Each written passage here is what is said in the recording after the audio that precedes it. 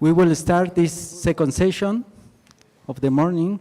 So then our first speaker is Igor Shopkovi. Before that he's giving his talk, I will introduce with some details his CV.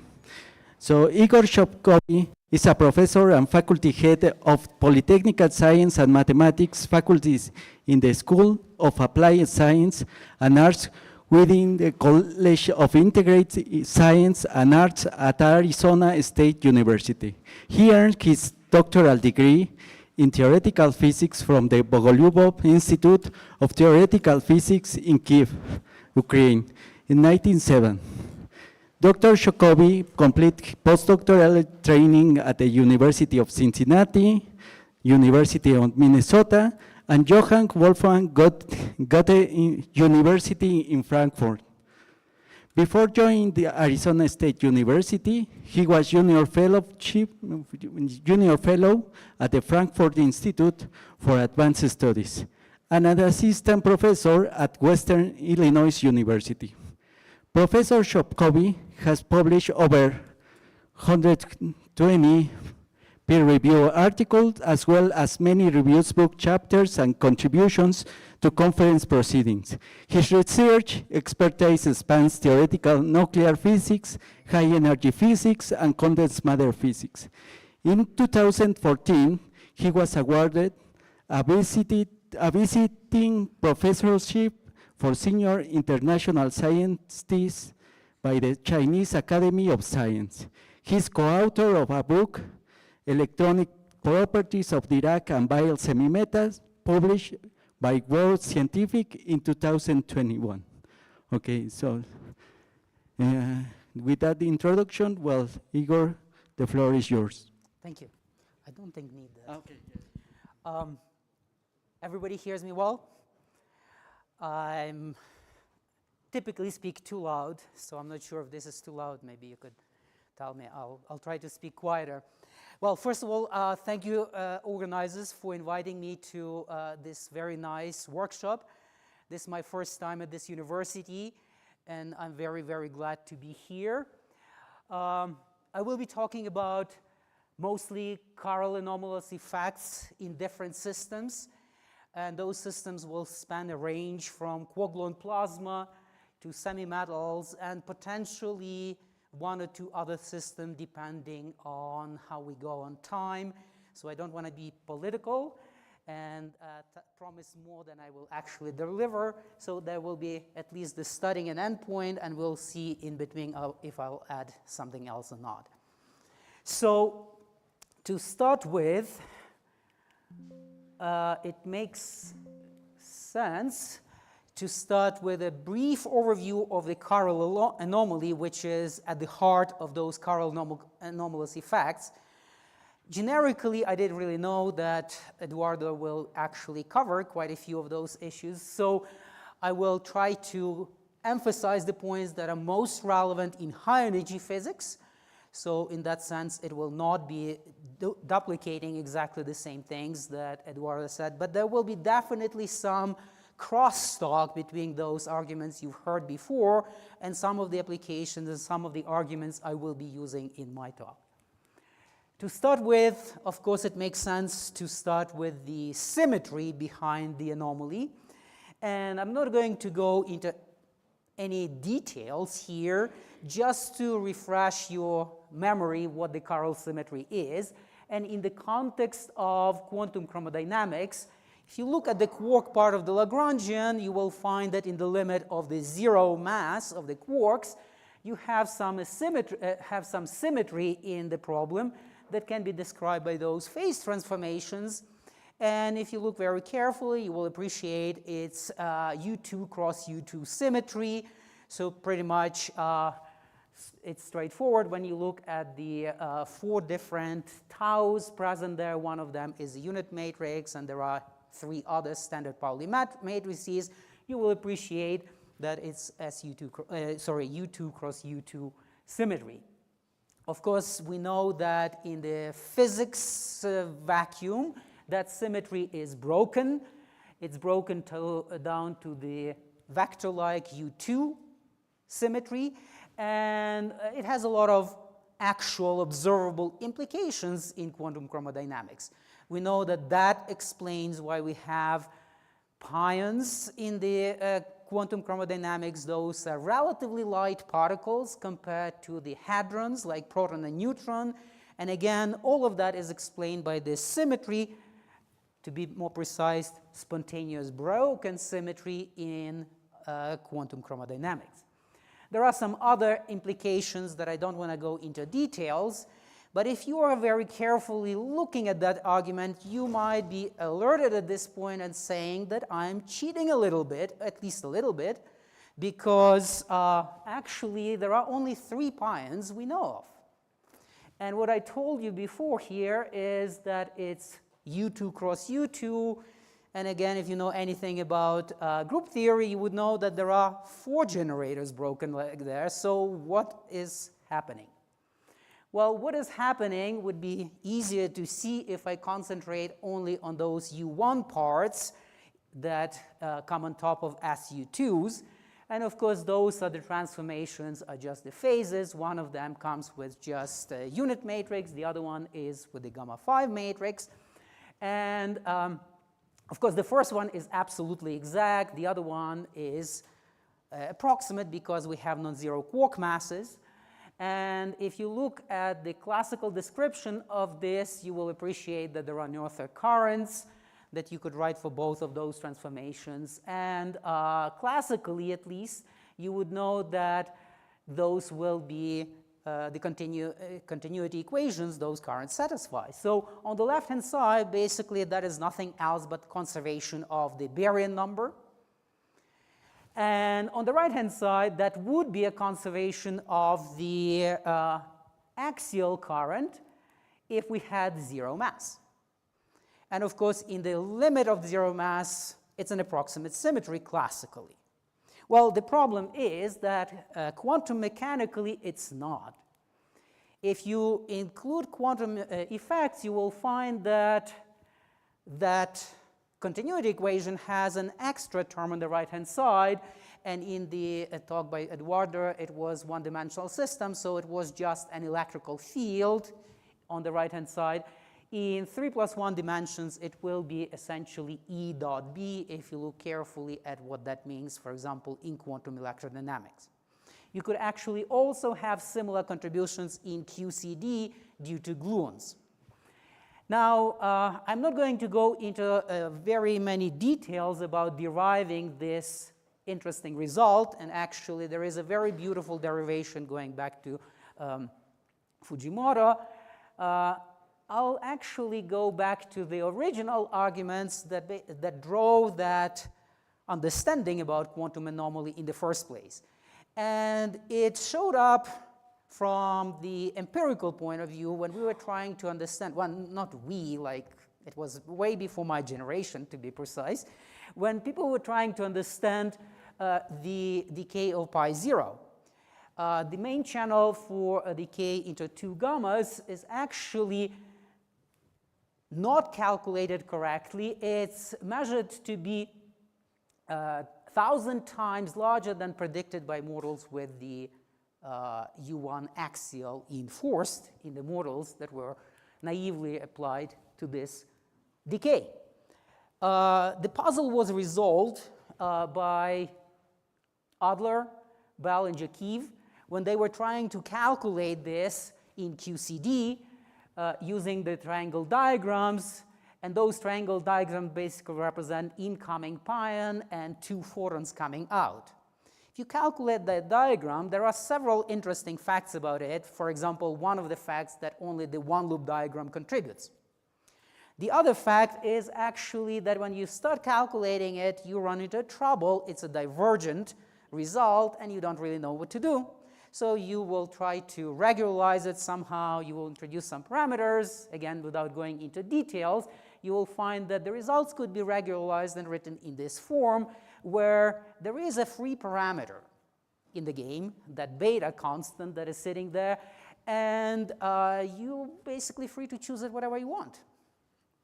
Now, if you look carefully at that and try to make sense of those diagrams, you will appreciate that Q comes with the pion. And basically, when you multiply that diagram by q, it's essentially like considering the divergence with respect to that current that represents the pion in momentum space. And of course, if you choose in different ways that beta, you will find for beta equal 1, for example, you could get rid of that term completely. No axial anomaly, in a sense. But there is a problem with that, because if you look at the other diagram, you will see that essentially, not the other contraction, when you contract the same t with k, which represents a photon, that basically means you are contracting with the current represented by the photon, and that is nothing else but the usual baryon charge current. And that means that this will be non-zero. So it means that you pretty much violate the baryon number conservation, which, of course, is a big no in high-energy theory. We know that is never broken. We've never seen anything like that. So we cannot really afford having that in the theory. So in fact, you might prefer actually to choose beta equal -1 so that this is 0, meaning that the baryon number is conserved, but the other one, whatever happens. And that whatever happens is nothing else but essentially the anomaly that leads to the amplitude that you could calculate in QCD. And in fact, it's perfectly consistent with the experiment. With that anomaly taken into account, it really reproduces the decay constant of the pion, and everybody's happy. Now, this is basically a particle physics realization of quantum anomaly, and this is not really what I'm going to talk about. So this is just to remind you what this was about until about relatively recently, let's say 15 years ago, when in particle physics people started to think of a novel idea. The novel idea that actually there might be some forms of matter, I would call them chiral forms of matter, where there would be some interesting implication of the anomaly on the macroscopic scale, not in terms of elementary particles, but in terms of matter. And of course, in condensed matter physics, probably people wouldn't be too surprised about those kind of things, but in high-energy physics, this was a big deal. So what I'm talking about is the following. When you consider massless Dirac fermions, coming back to the previous example, you would understand that, of course, chirality is at least classically conserved. You define the chirality as the eigenvalue of gamma 5. And if you look at the Dirac equation for massless particles, you will find that multiplying this, I believe, by gamma 0, rearranging the terms, you will see the following relation, that the helicity, which is the quantity on the left-hand side, is essentially almost the same as chirality, because the eigenvalues of gamma phi will represent also the eigenvalues of the helicity. But there is one caveat. For particles, chirality is helicity. For antiparticles, they are minus helicity. Now, it's beautiful to have all of that, but of course we do not have any massless fermions in particle physics. Unlike condensed matter physics, where we could have some. Well, we used to have, they are not charged. Neutrinos, they are not charged, so they are probably useless for us. Quarks, electrons, almost anything you could imagine in particle physics actually have a mass. So if I am to talk about anything related, sorry, I jumped a bit, anything related to that, I have to justify why I'm looking at the massless Dirac theory and trying to describe anything real existing in nature. Well, this is the reasoning. If you consider very high density or very high temperature Dirac matter, in fact, they are approximately carrying that chirality with very good precision. And the reason is that, for example, high density. When you have high density, then the fermions carry a momentum which is very large compared to the mass. So you could represent the density by some chemical potential for the baryon number. And of course, if that is sufficiently large, this will be very large. The typical momenta of all the particles that participate in any physics will be pretty much the particles with that very large momentum. And of course, in that case, tiny little mass will play very, very little role in that calculation. Now, of course, you will find that, strictly speaking, you could also justify this in terms of calculating the actual chirality flipping rate.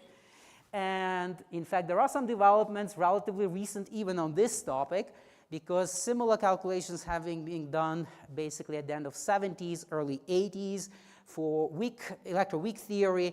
But in that case, actually, it was a little bit quick calculation, if you wish, back of the envelope estimates, and they were all giving this flipping rate proportional to alpha.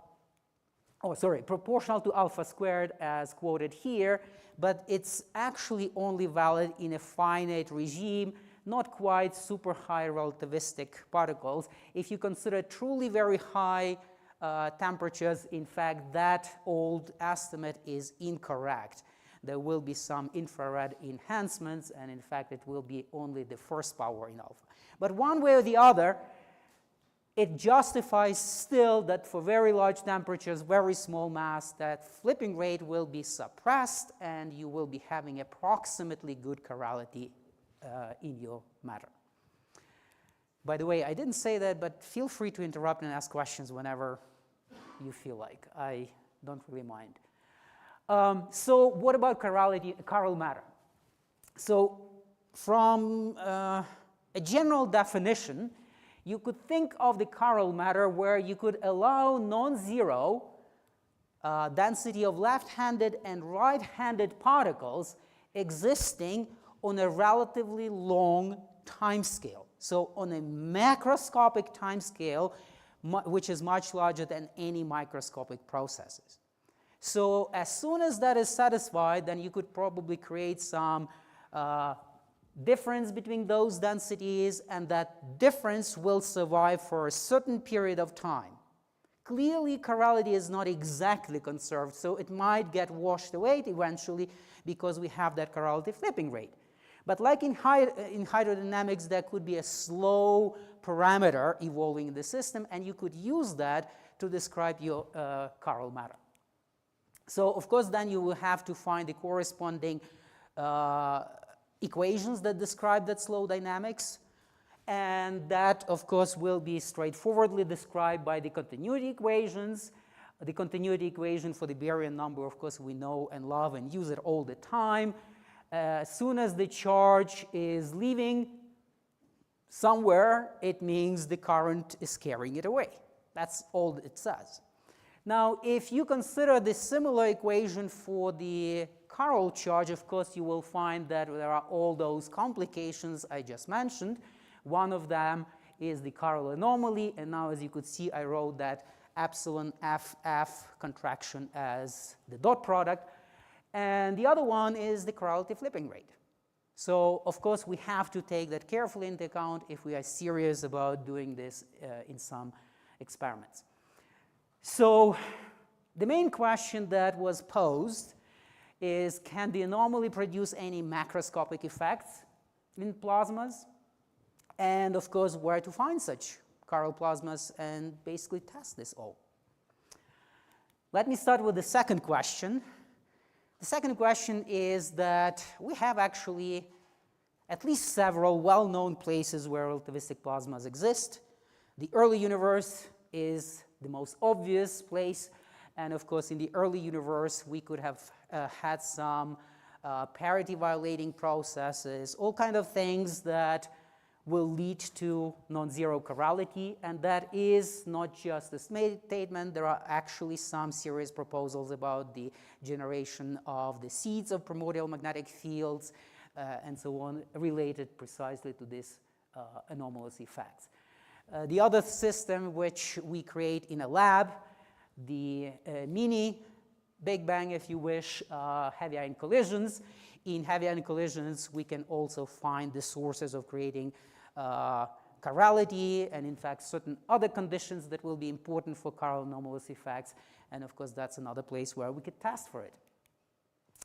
By the way, this is precisely the system I will be concentrating mostly on in the first lecture, and then probably extend beyond that in the second one. Potentially, we could talk about the superdense matter in compact stars. So this is the other regime where mu is large, T is not so much important. And we can have some emergent systems, quasi-relativistic systems with emergent chirality. And of course, in those cases, we can also potentially try to figure out if there are some possible realizations of these ideas. So there are at least, I don't know, maybe by now there is something like at least half a dozen of different chiral anomalous effects. And I will be not covering them all. I would probably need 5 lectures, not 2, to cover them all. But I will try to discuss the so-called chiral separation and chiral magnetic effects that are represented at least briefly by those formulas.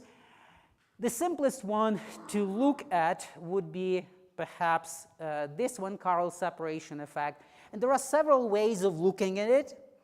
Let me first present you a very naive argument and take it with caution, of course, because there are obvious limitations in these arguments. So consider that you are having a system where you modify the electric potential, make it a function of one coordinate. In this case, I took a z coordinate. That will be, for charged particles, that will be equivalent to having essentially a space-dependent electrical chemical potential for that system, for that particle. So let's say electrons with slightly varying electrical potential, that's the same thing as slightly varying electrical chemical potential. And I do mean electrical chemical potential, not the baryon number like I had before, even though in some cases people mix them up. If you differentiate this equation, then you will find that the derivative with respect to z on the left-hand side is related to the electrical potential derivative, which actually nothing else but the electrical field. So what about that? Well, what about that? Then look at the chiral anomaly in this case and assume that the system is not only having this slowly varying electrical chemical potential, but also a background magnetic field in the same z direction. Then from the divergence of the, and of course I'm considering a static system, so there is no time derivative of the n5, there is only the divergence of the current. In this case, of course, the dot product is E dot B, and if you write it in terms of the chemical potential, it's that relation. Now, if you integrate it over Z, you will find this relation. And this relation is super naive because what about integration constants? Didn't I take calculus? Well, actually, the thing is, this is an exact relation, and I'm going to prove it, but of course for that one needs a little bit more rigorous treatment. That little rigorous treatment, of course, field theory, and I am going to really quickly give you a lightning review how I'm doing that calculation, and of course, again, feel free to pause me and ask questions, but in the big picture of things, I'm considering the Dirac equation in a background magnetic field with certain vector potential gauge used, which doesn't really matter. I'm going to consider how the wave function looks like. Again, I skipped some details. I put only proportionality sign. The bottom line is that actually maybe this is an important part. There are states with spin up and spin down for the electrons. You could write it in form of a plane wave, at least with respect to those coordinates which do not appear anywhere in the potential. Only y coordinate appears, so y coordinate is missing here. There will be some more complicated dependence on that coordinate. You will find how the wave functions looks like, and you will find the energy states in this system, and that will be represented by this so-called Landau level spectrum. Now, there are some subtleties here. This n is an integer, 0, 1, 2, 3, and so on. That integer is actually built in a very interesting way. If you look at it very carefully, you will appreciate that it is coming from 2 half integer numbers. One of them is the standard orbital motion of the particle that is giving the quantization, which is half integer, k plus 1/2, and the other half is coming from the spin degree of freedom. And in fact, if you look carefully, for n equals 0, there is only one possible spin, z, possible in this relation. Well, of course, it depends on the sign of this EB. For the electrons, the spin has to be down. For the positrons, has to be spin up. For up quarks, it will be positive sign up spin. For d quarks, it will be down. But all of those are subtleties. There is only one possible choice of the spin that gives this compensation of the plus 1/2 there from the orbital motion, and not the other projection of the spin. So you could look a little bit more carefully at this spectrum, and you will also realize that there is a huge degeneracy of the states. Basically, that degeneracy seems invisible because, of course, degeneracy means energy does not depend on something. In terms of the wave function that I showed you before, there was one additional k vector that doesn't appear anywhere, this px, sorry. And of course, you could choose anything for that. And that is your degeneracy hidden in this description. So if you look carefully, see how much of the degeneracy is there. You could look how the wave function should be set up if you have a finite system, and I'll explain in a second why I need a finite system. If I have a finite system, I need to satisfy some boundary conditions, for example, periodic boundary conditions. You will see how many states are possible, so that you have the momentum fitting some of those without the repetition. So without the repetition, you could have only this running to a certain n max that can be obtained from the condition that the center of the wave function that is hidden in another coordinate is not moving outside of the size of the system. So carefully analyzing two things, choosing different values of px and looking at the wave function localized in the other direction, you will see as soon as you go too far in the px, the wave function essentially goes outside of that box of the finite size. And that's where you have to stop, and of course that basically gives you the limit for the maximum number of the states, and you will see that the density of states is proportional to the magnetic field. So if the system is truly infinite, there will be truly infinite number of the states in the system. Anyway, this is just to tell you that it is a highly degenerate quantum field theory. This does not have too many implications for what I'm going to say, but one has to keep that in mind because sometimes that high degeneracy means non-perturbative physics. The spectrum is looking something like this, and here I took effort to represent the left-handed and right-handed particles with different color errors. So in this case, I would say the blue should be the left-handed and the red are right-handed particles, or the other way around, probably. Yeah, it's the left-handed because the spin is down and the pz is positive. So spin down means it's in negative pz direction and pz moving forward, so it's a left-handed particle. And of course, this would be the right-handed particles. And of course, you see that the spin's only pointing down. That's that spin polarization of the lowest Landau level that is very important. All the other states have both types of states with spin up and spin down. That's the energy of that lowest energy state, basically these two straight lines, and there is high degeneracy of those states, and that high degeneracy will be somewhat important when I'm talking about specific relation between the axial current magnetic field or the current and chiral chemical potential. This is how you could easily understand the chiral, in this case, separation effect first. So when I'm applying a non-zero chemical potential to the system, it means that I'm filling up some of those states up to this dash level. That's what chemical potential means, right? Now, if you look at this a little bit more carefully, you will appreciate that you added some left-handed particles and right-handed particles. But the right-handed particles, left-handed particles moving in the positive z direction, the left-handed particles are moving in the negative z direction. Right-handed particles go this way, left-handed particles go that way, or the other way around. Which means that actually they carry a chiral current, right?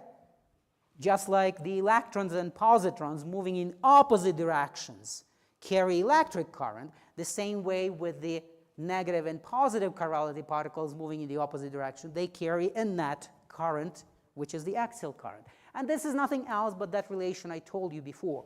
Notice that there is this EB over 2 pi squared there, and I told you that it's kind of related to something I said before, and it's related precisely to that degeneracy of the lowest Landau level. Because this lowest Landau level is essentially one-dimensional.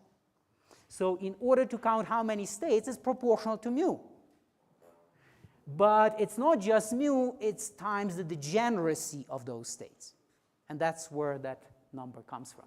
So this is coming from the degeneracy, this is coming from how much you fill up. And actually, this is not going to change even if I push this chemical potential higher and higher and higher, because if I start moving into high Landau levels, I will start adding up positive and negative chirality particles with the same exactly momenta. So basically, all the other states carry 0 axial current.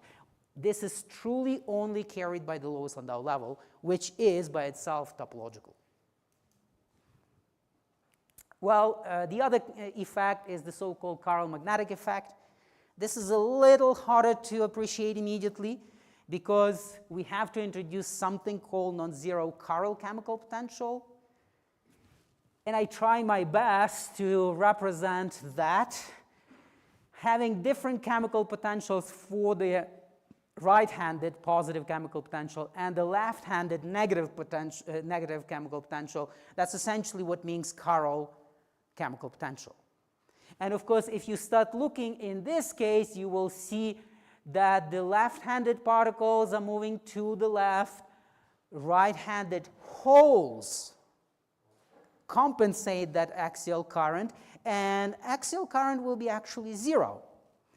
But if you look at the electric charge, you will appreciate that actually electric charge is moving in one direction because these particles carry the charge in the negative direction, and of course these ones are carrying also in the same negative electrical charge because those are positrons and the negative momentum states, so basically they carry the electrical charge in the same direction, and you end up getting non-zero electrical current in the system, which is driven by a non-zero chiral chemical potential. Now, of course, this is absolutely unacceptable in any proper field theory. And you probably know why. I'm not going to tell you, but the electrical currents should not exist in equilibrium. And in fact, they do not, because that mu5 cannot exist in equilibrium, and there are many, many different arguments why that's the case. I'm not going to explain that because this is really a short 2 lectures, but I'll give you at least one hint how this is resolved in solid-state physics. And in high-energy physics, if you do allow somewhere temporarily non-zero chiral chemical potential, there will be instabilities developing, and they will take away that current and take away that mu5, and everything will equilibrate in the end. However, out of equilibrium, this is perfectly fine. So there are many other anomalous effects, and again, I'm not sure.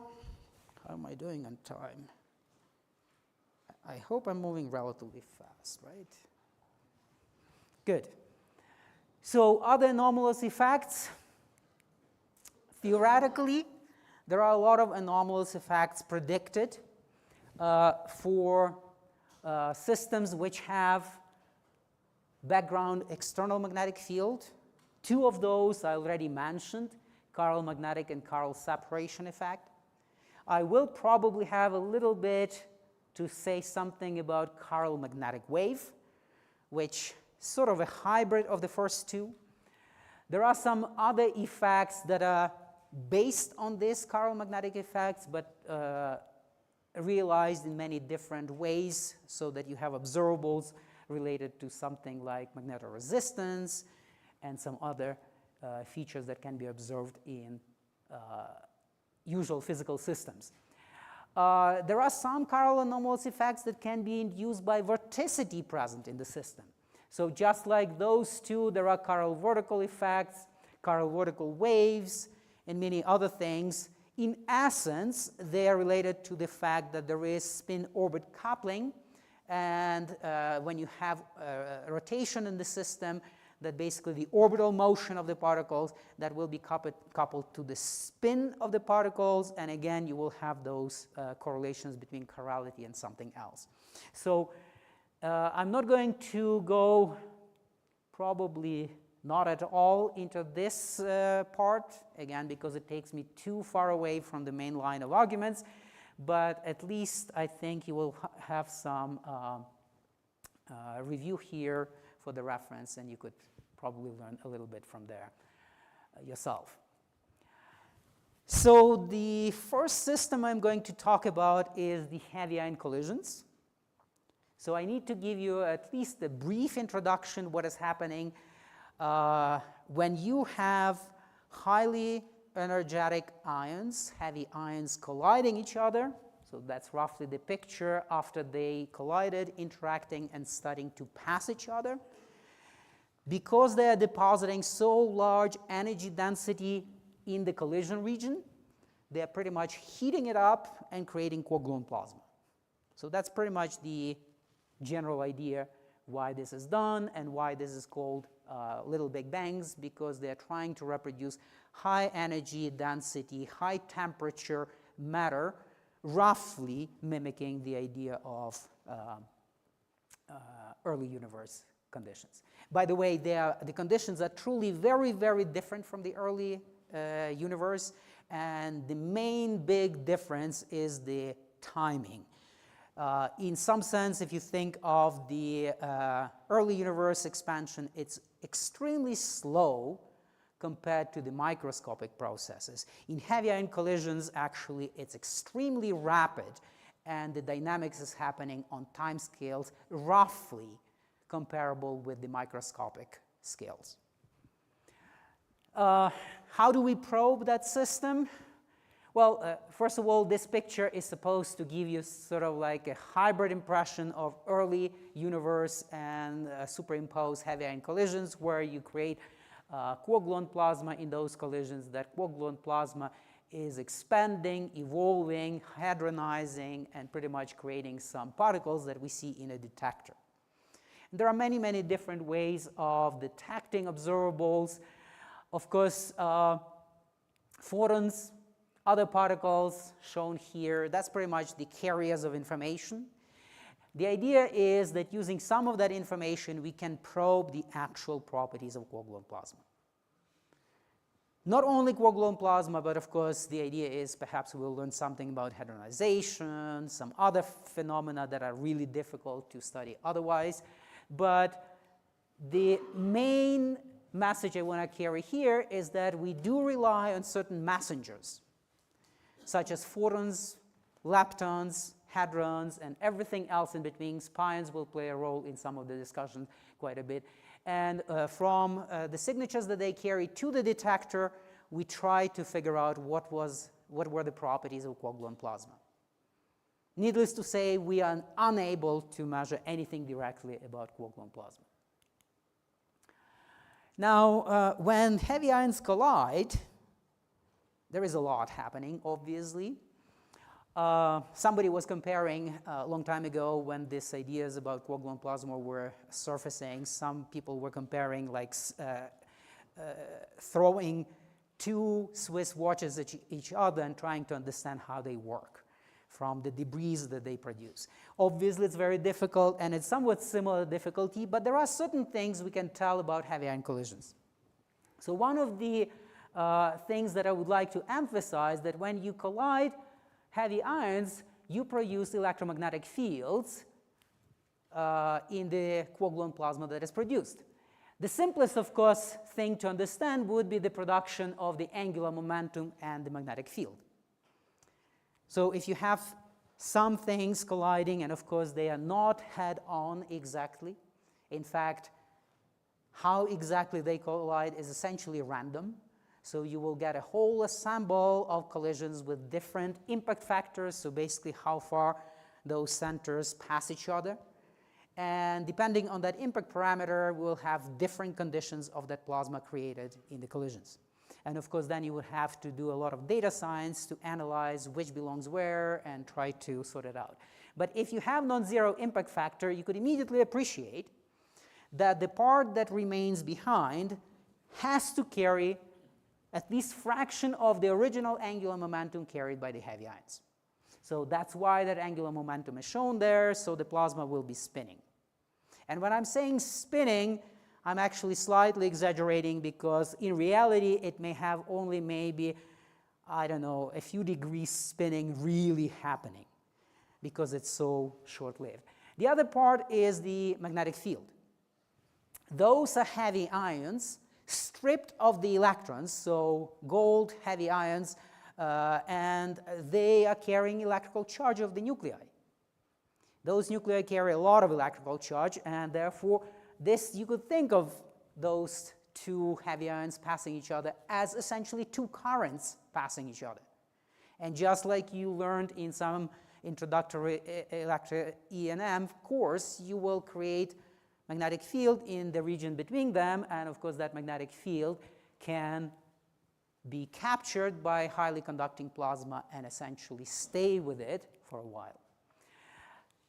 There are really very, very large vorticities and very large magnetic fields theoretically in those, under those conditions, and of course this appeared on the cover of the Nature as the highest vorticity produced ever, so essentially it's the record value of, I don't think this is in the Guinness World of Records, but the other one, the temperature is. The highest created temperature in the lab is in the Guinness World of Records. I believe this should also be there. And the magnetic fields that we produce there should be on the scale of 10 to 18 Gauss, and by comparison, this is at least 1,000 times higher than the highest magnetic fields on the surface of magnetars that you could find in the current universe. In the early universe, potentially even higher magnetic field could have existed, but in the current universe, as far as we know, the highest values of magnetic field we can find on the surface of magnetars, and those are at least 1,000 times weaker.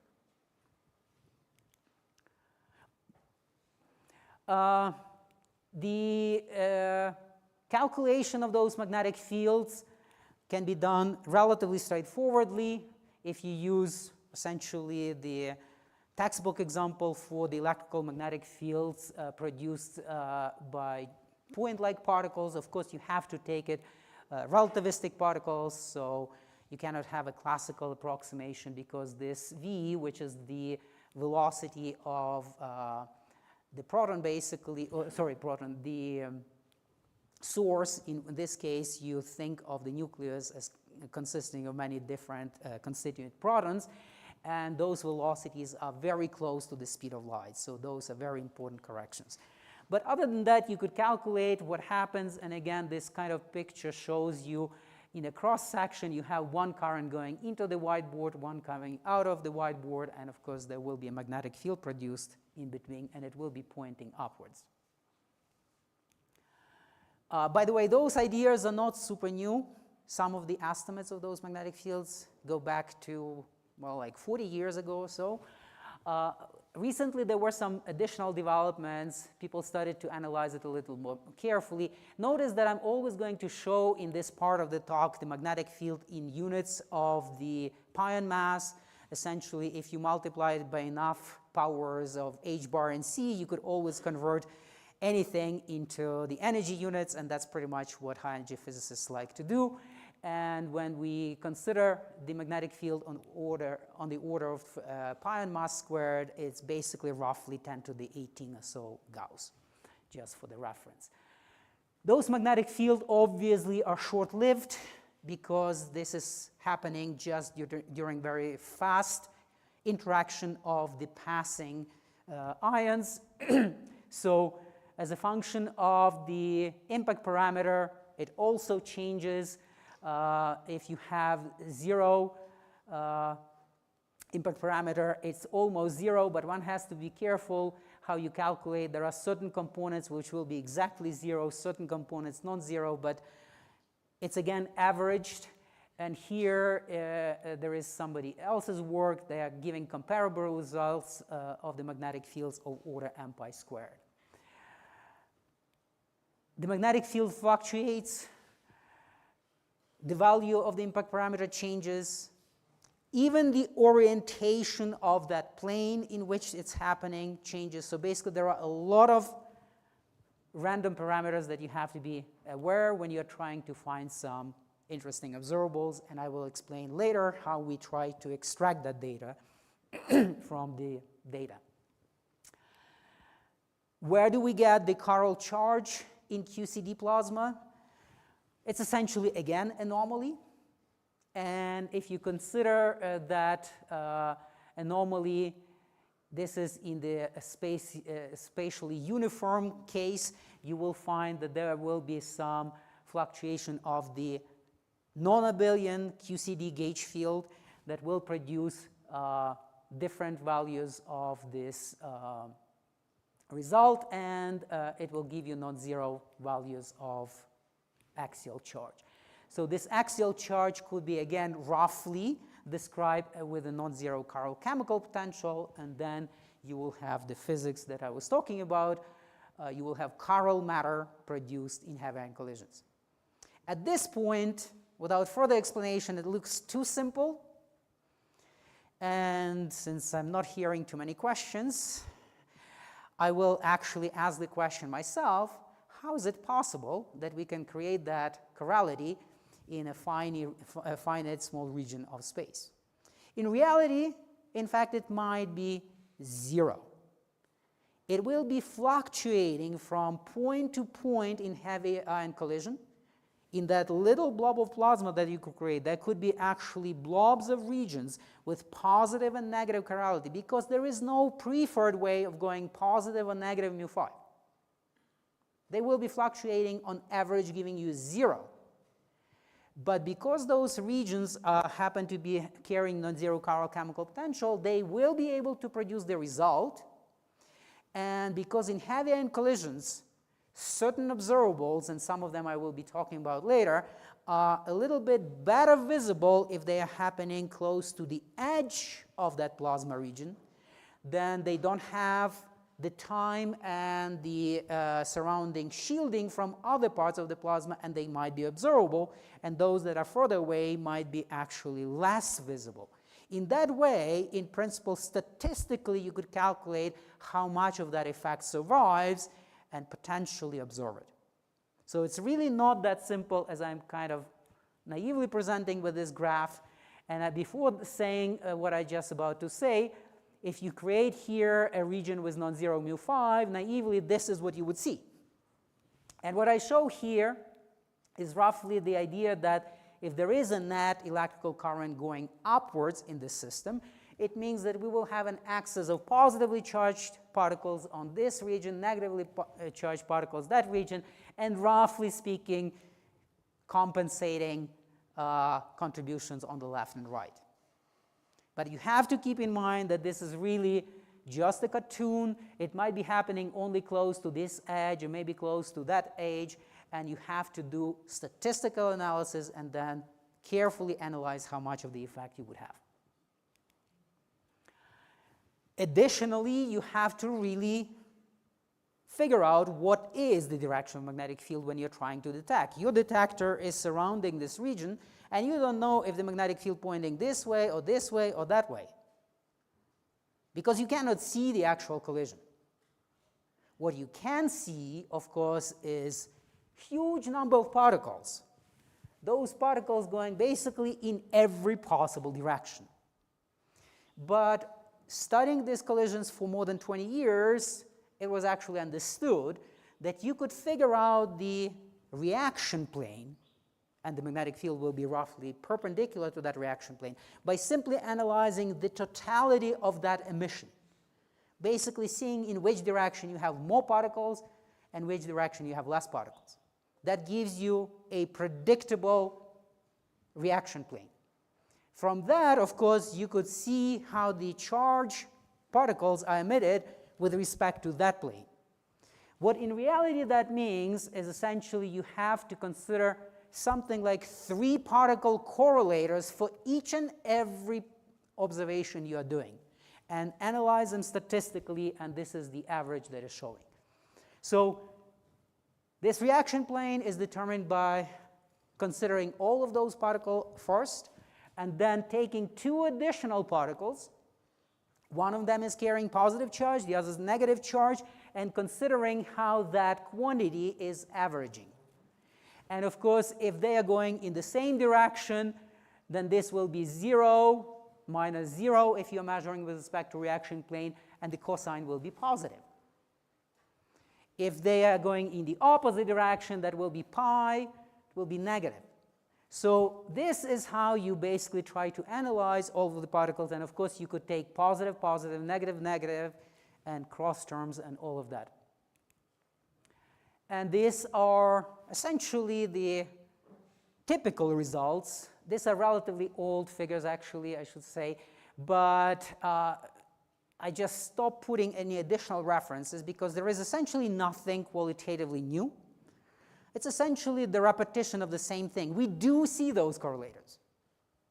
And we were kind of happy for a while until we realized that it's cheating, essentially, because there are a lot of different other processes, background processes, that actually contribute to exactly the same charge correlators. And unfortunately, because of those large background effects, we cannot tell for sure that this effect is fully identified, at least in this kind of processes. There are some additional theoretical developments that were happening, and let me give you a brief theoretical idea about chiral magnetic wave. That is another chiral anomalous process, and roughly speaking, the idea is super simple.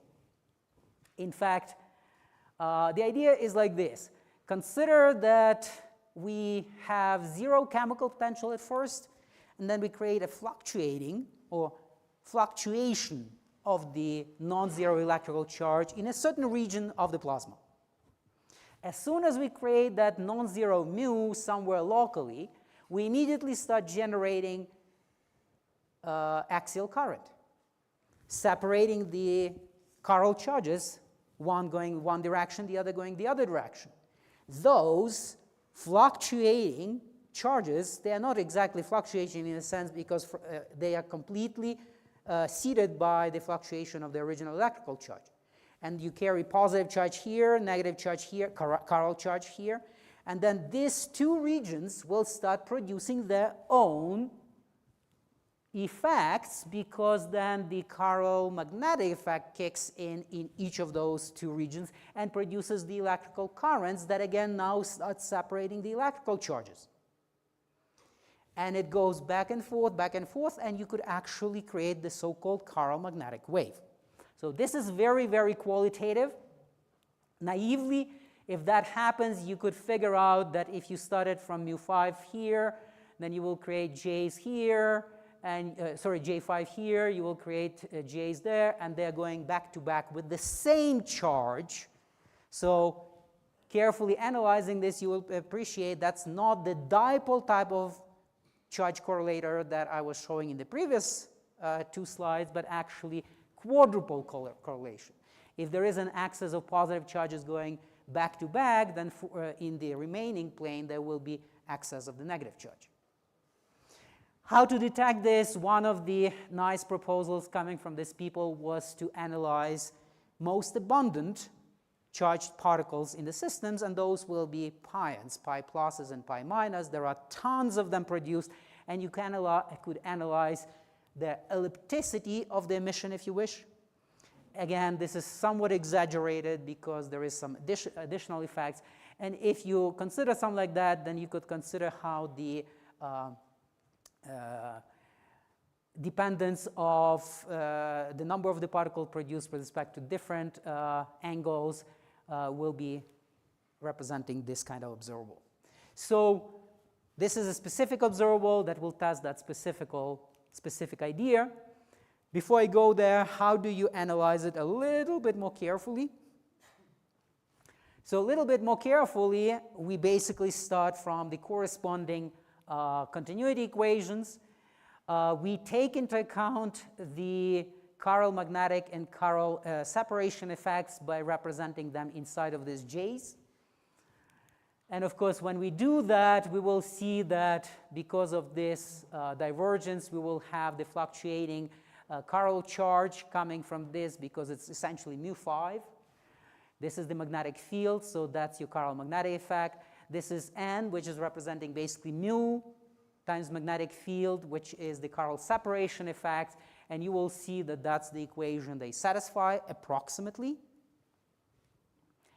Of course, that is delta N, not chemical potential, so you will have to find that there is something dN mu sitting somewhere. That's this susceptibility. But leaving that aside, you could solve very easily this quadratic equation for K0 as function of K, essentially finding how those fluctuations happen and how the energy and momentum of the fluctuations are related. And this is the relation you will find. So first of all, you will see that this is a gapless excitation, linear dispersion relation. Think of it as a sound in this room, linear dispersion relation for acoustic waves, or some other linearly dispersive particles. And just like a photon, by the way, too, except that this velocity that stands in front of K is actually very small because it's determined by the magnetic field and the temperature. Now, of course, this would be quite amazing because we are having a highly conducting matter that has a gapless mode like that. Those who study metals, they would say nonsense. And actually, they would be right, because the correct relations are a little more subtle. So the first two terms are basically what I had a second ago, except that I put delta sigma, that's that conductivity coefficient that appears in the chiral magnetic and chiral separation effects. So the first two terms in these relations are pretty much what I had before, although I use slightly more sophisticated notation here. There will be also damping due to diffusion of the charges. That's not a big effect, I should say. But there are some other effects that actually should be also taken into account more carefully. One of them is the usual electrical conductivity of the plasma. In addition to the regular CME current, which was proportional to mu5 and B, this thing, there is actually the usual resistive current. And for a given conductivity, that will be potentially important. So if you look the other equation here, there is also an extra term. And if you look carefully there, you will see that this is essentially coming from the chiral anomaly, B dot E term.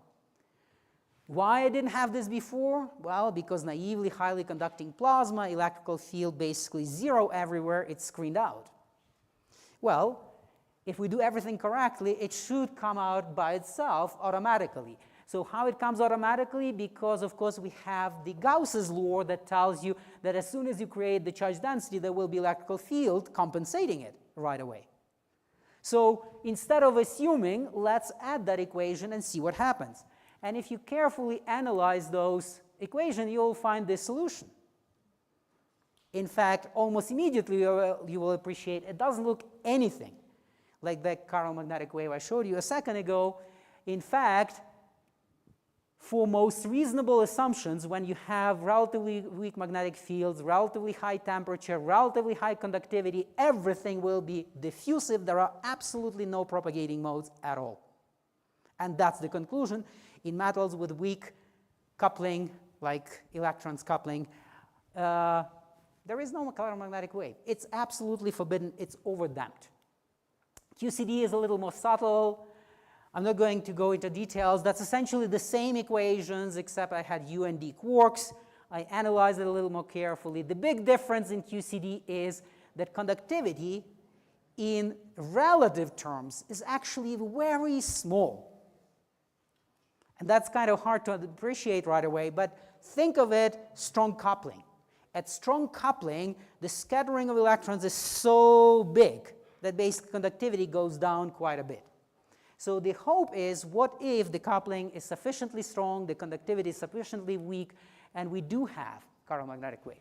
So we analyzed this carefully with my former student quite some time ago, and you will find that actually for a fixed temperature, the region where it becomes propagating and the region that it becomes diffusive is separated by those lines, and in fact it shows that if you really need that wave to exist relatively high temperature in QGP, you will have to have extremely large magnetic fields.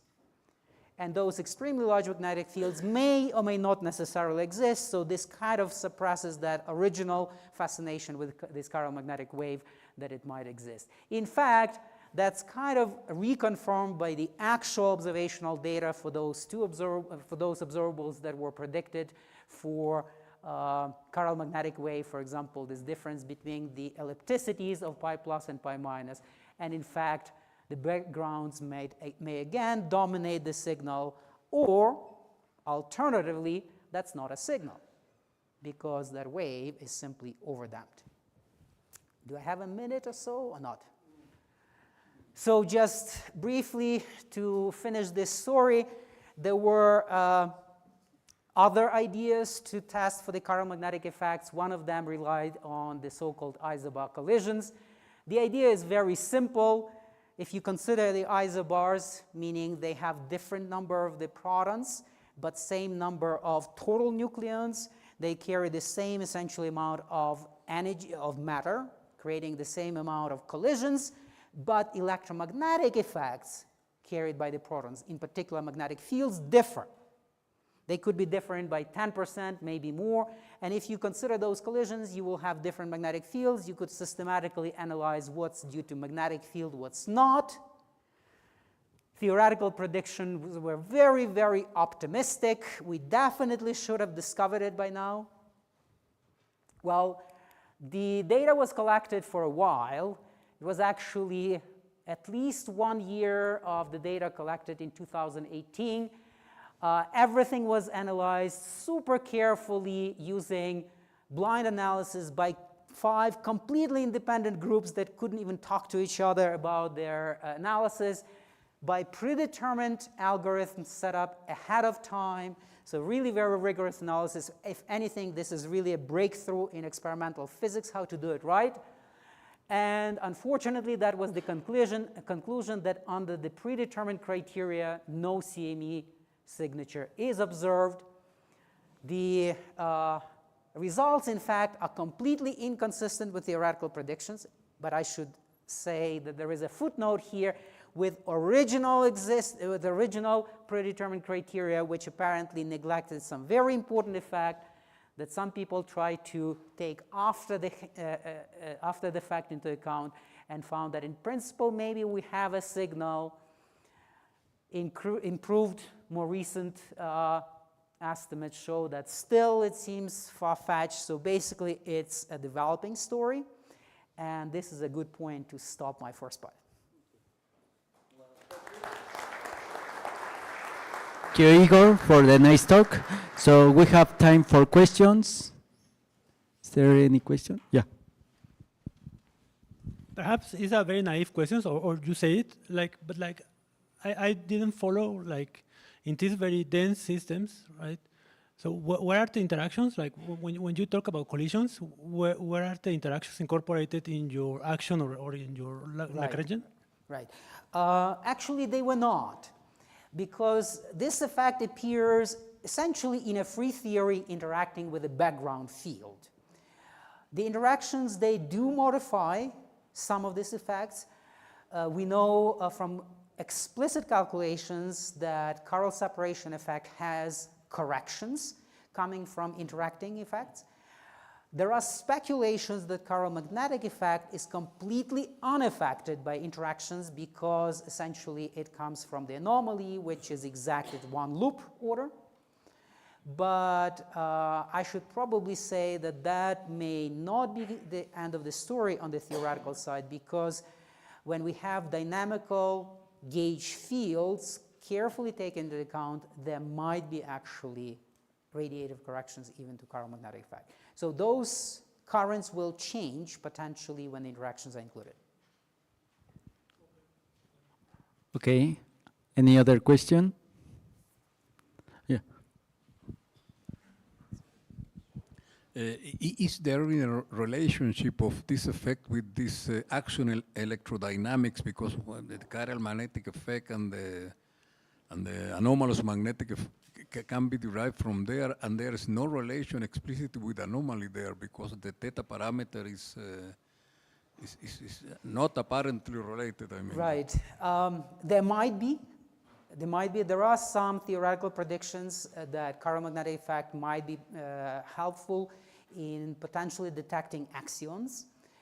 I'm not 100% sure if this plays out completely. In solid-state physics, and I might have an example in the second part, there could be created emergent axial gauge fields, and those axial gauge fields may have very observable effects that we can test. But there are some caveats in those arguments as well. So hopefully I'll be able to briefly at least tell one example. Okay. Thank you. Another question? I have a question about how do you, in practice, how do you create these different potentials between the left and the right hand? Right. In solid-state physics, it was pretty much tested, and some people believe unambiguously confirmed, and the idea is very simple. You apply E dot B. So you apply electric field in the direction of magnetic field and simply pump up chiral charge, and that's how you create it in solid-state physics. In high-energy physics, it has to be created on its own by fluctuating gauge fields. Okay, thank you. Another question? Yeah. In solid-state physics, we have a manner to measure the chemical potential. Basically, it's the energy, the Fermi energy at zero temperature. How do you define the chemical potential in high-energy physics, for instance, in this quark-gluon plasma? Well, you find the relation between density and chemical potential at non-zero temperature and density. So that's the simplest way. So if there is a well-defined conserved charge, there is absolutely no problem with defining the chemical potential. Of course, when you have mu5, that's a very tricky question because it's not well-defined. But in that case, you pretty much introduce the equivalent chiral chemical potential, which simply represents that chiral density. In fact, in the description of chiral magnetic wave, I wasn't using chemical potentials, I was using the local charge densities for chiral charge and electric charge. Okay, thank you. Well, we will end here the questions. So we thank again, Igor. Thank you. And yeah, our next speaker is Luis Foa Torres from Universidad de Chile. So then, let's begin.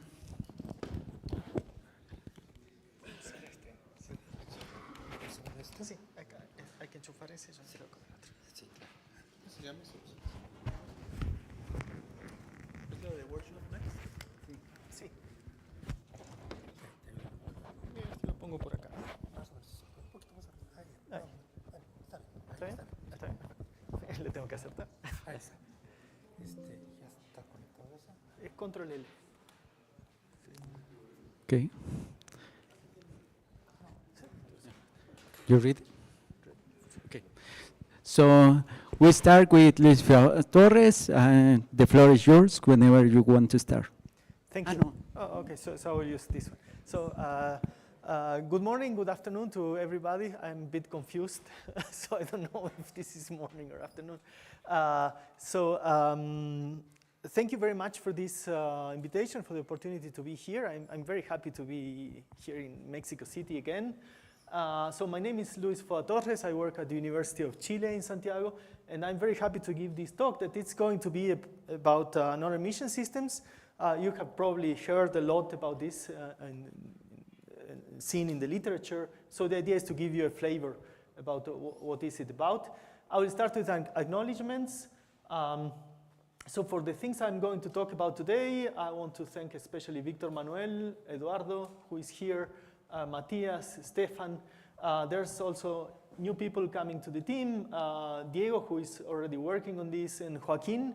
For Joaquin, unfortunately, I couldn't get a proper picture of him, only the avatar, but believe me, it's quite close. He always wears a hat, and so I think it fulfills the criteria. So as I said, I'm working at the University of Chile in Santiago. We have very nice facilities there.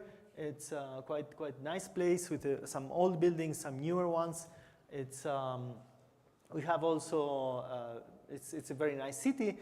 It doesn't look always like this. This is one of the few days with a clean air, and I managed to grab a nice picture. And just as advertisement, if anyone is interested to come for either a PhD or a postdoc, we have some opportunities. Also, if you are interested in the things that other people in the Department of Physics of the University of Chile are doing, just send me an email. I can put you in contact with them. So briefly about my background, I come mostly from quantum transport, 2D materials, topological insulators. This is driven systems. This is the sort of things that I would say that I do.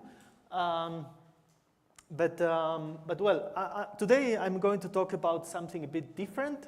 Actually, this word cloud here, it's a cloud made with all the titles and abstracts of my papers.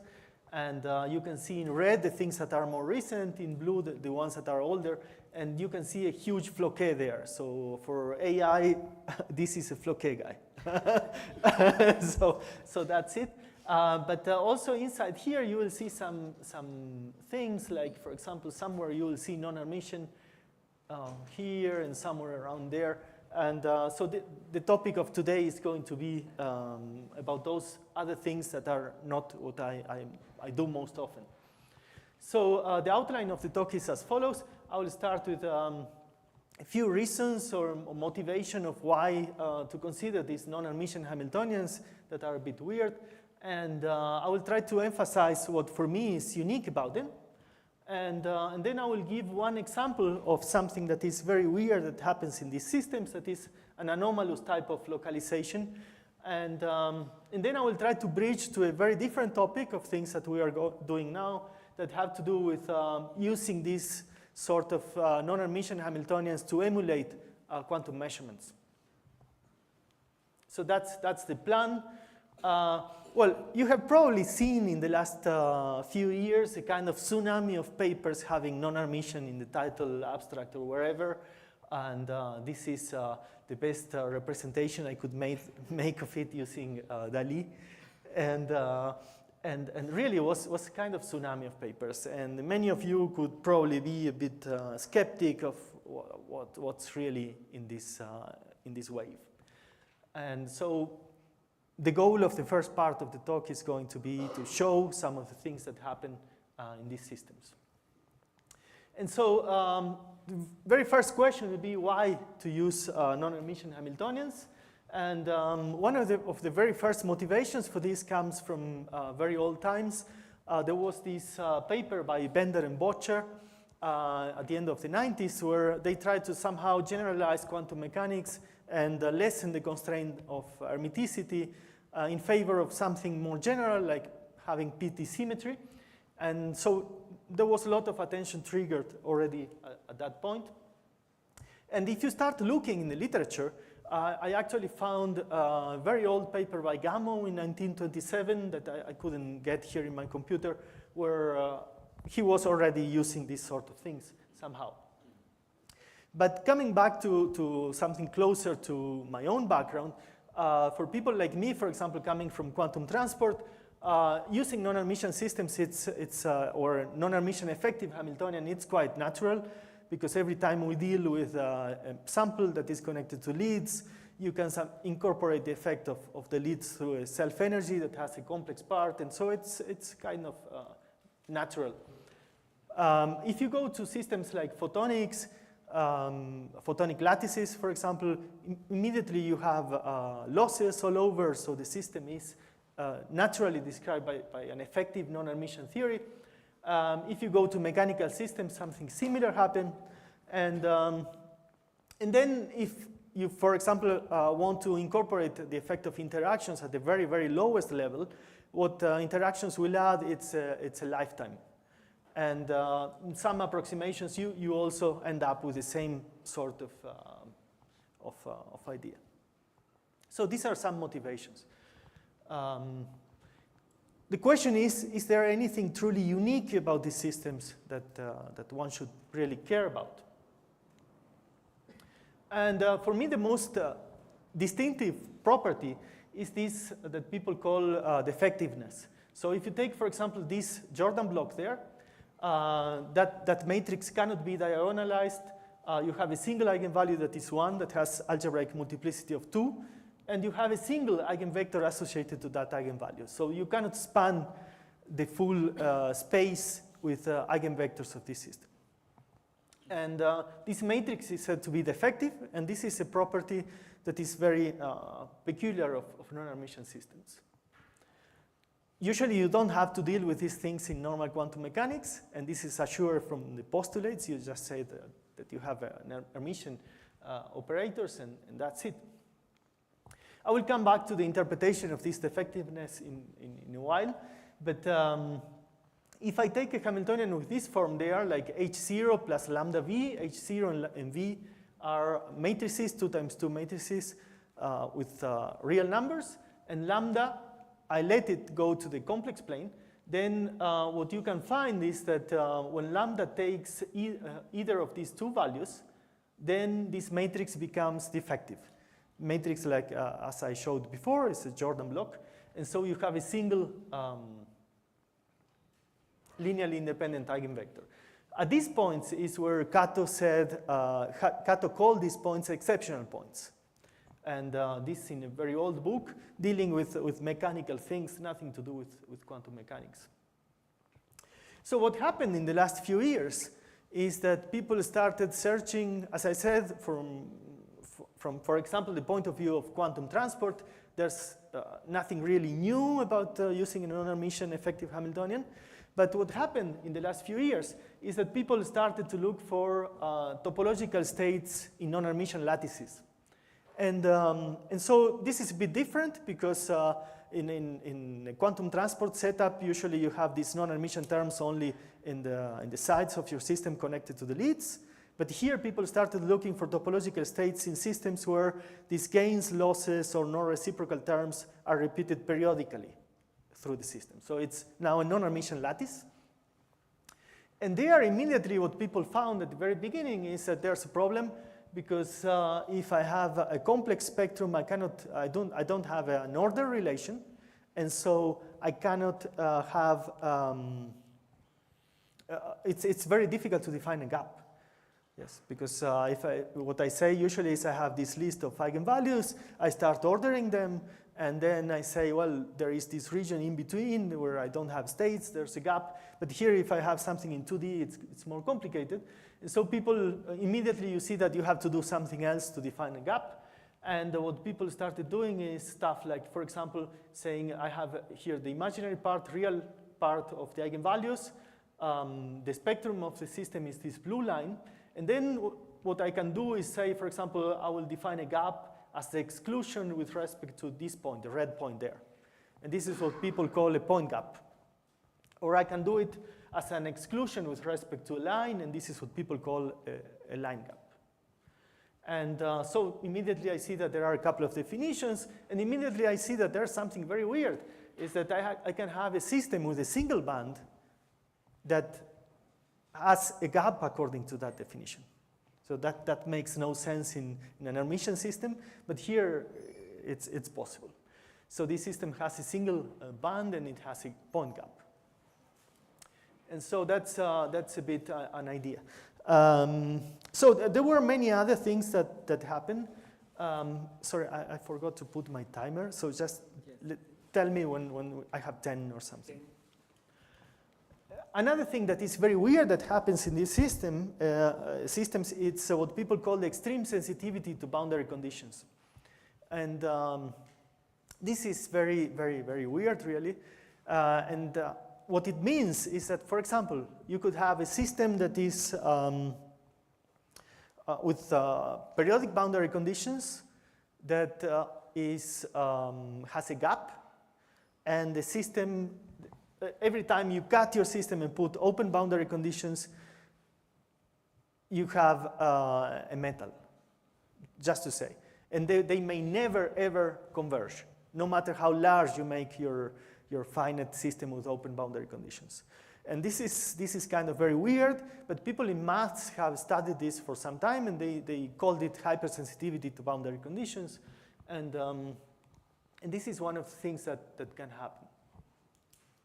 So please feel free to interrupt at any point if you have questions. Related to this thing that I have just mentioned, there is something that we found a few years ago, that is that you may have an order, a pristine lattice. Yes, question? Babak, yes? So even in Hermitian systems, you have this, there's always a finite size gap, for example. I guess Yes. you're saying something different. Yeah, it's different, it's different, it's different. That doesn't scale with the system size? Yes, because and that's why in my example I put it the opposite way. I said that the finite system it's a metal. Yeah. Okay. I repeat the question. The Yes. question was if in this case, unlike the Hermitian case, Yes. the gap doesn't scale with the system size. Yes, in the case, thank you for the question, because I tried to put it the opposite way just to avoid that doubt, but now that you bring it, it's not about that. And even you can have the situation where your finite system is always a metal and the other one is gapped. And even if the situation you are mentioning could happen, what you see is that there's no convergence at all. Yes, Eduardo. So when you say the finite system becomes a metal, what you mean that the dissipation happens at the leads? Very good question. Because in a finite system, which Yes. is isolated, there is no dissipation. Yes, yes, So- yes, yes. Yes, it's a, The issue here is, he said that the finite system coupled to some environment becomes a metal. So you can interpret that to say that the dissipation takes place in the leads, so to speak, not in the actual finite system. it's a very good question. Here, I'm saying this in a how to say, in a much simpler context, because I'm thinking just of the single particle spectrum of the system, and so I'm not putting occupations at the moment, but it's a very good question. There's something weird. Yeah. So there's no convergence, and this convergence, even in a single particle picture, is weird for us, because you always expect that these things will start converging when you make your system large enough. Yes? In this context. It will become clear in a second. Yeah. So I will go to this example that I think will help. For us, the story started with this paper by this gentleman, Tony Lee, who was working on a very simple model, a 1D lattice model in 2016. Essentially, in his model, what he found is that this was a lattice that had gains and losses distributed periodically. And what he found is that there was something that he said, hey, this is a topological state, but this topological state lives only at one edge of the system and not the other. And he had some weird explanation for this. When we saw this paper, we said, well, there is something weird here. This doesn't make any sense. And we started digging a bit. By the way, this gentleman passed to a different life very short after he published this paper. He went to work for Google. The model that he was using was this thing, was a lattice where you have a kind of ladder with gains on one side, losses on the other, and you have some couplings in between the legs of the ladder, that is this V, and some other terms. Yeah. Question? No. And so that's the model. If you write it in K space, you can have something of this sort, where this H, X, H set depend on K. And what people do is you choose these two in such a way that you encircle an exceptional point here.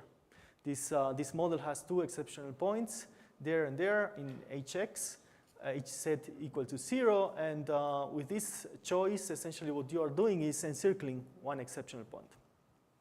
This model also has PT symmetry, and what we found in a paper we published a few years ago with Eduardo and Victor Manuel is that this is a spectrum. This is the real part of the eigenvalues, imaginary part of the eigenvalues as a function of the parameter, this parameter V that is connecting the two legs of the ladder. And effectively, if you look, you have some zero energy eigenvalues. These zero energy eigenvalues were the focus of the attention of Tony Lee. Tony Lee was essentially focused on these states there. There you have an exceptional point of order 2, so you have two eigenvectors that coalesce into a single one. And, but what we realize is that if you look a bit farther away, you have these states up here. Here you have an exceptional point of order n minus 1. If you have a lattice with n points, with n cells, you have n minus 1 here, n minus 1 here, and 2 there. And so these are very high order exceptional points. And if you look at the localization of each of these states, what you see here, this is encoded in the color. So the color is the inverse participation ratio that tells you how localized are these states. Light means delocalized, very dark means localized. And you can see here that all the states are dark. And when you look more carefully, you see that all the eigenvectors of this system are staying at a single edge of this finite lattice. And so this is very unusual. You never have block-like states. And then when we saw it, we said, hey, actually the first calculation by Victor Manuel, he came with a calculation and said, hey, this is wrong. Check again, and then he checked again, then he came back. And then I said, well, I will do the calculation myself. And then I found the same thing, and I said, oh, he passed the bug to me. Now I'm reproducing the same mistake. And then what you see is that here, especially if you look at this very peculiar point, V equal to 0.5 in some units, you see that here you have only 3 linearly independent eigenstates that you can compute analytically. And they are all localized at the same edge. So in this system, essentially what happens is that all the states become localized. You never have block-like states in the finite system. And you can do also a couple more of games to see how this works. There's a property that people try to use to quantify the deviation from hermiticity that is called phase rigidity. And has to do with the fact that left and right eigenvectors in these non-Hermitian systems do not coincide. And because of this, you can use this quantity here, R alpha, that is essentially the overlap between the left and right eigenvectors, and divided by the norm of one of them. And then you can, when this the system is Hermitian, this is just 1. If the system is close to an exceptional point, this goes to 0. And so this so-called phase rigidity quantifies somehow the deviation from hermiticity. And typically what people found in the literature is that for simple exceptional points of order 2, this phase rigidity just falls down very sharply close to the exceptional point. In our case, what happens is that even if we take a very worst case, you sum up all the phase rigidities for all the states, and you move the parameters, you see that even in log scale, you have a huge hole here in the phase rigidity that has to do with this huge defectiveness close to these higher order exceptional points. And well, we did a lot of other tests. We submitted this manuscript, took very long to publish. And when we were publishing our manuscript, this other group reported on the same effect and other things, and they call it non-emission skin effect. And this is the name with which this thing kind of got fire. It's all over the literature now. And in our paper, we really didn't know what to do. That's why the title has a lot of stuff, because we didn't know how to call this thing. So you could find almost any keyword possible in the title. And well, it was very, very tough to publish because of different reasons. One of the reasons is this breakdown of this correspondence between your finite system with open boundary conditions and your infinite system. And other had to do with the fact that, that this absence of Bloch-like states was a bit puzzling.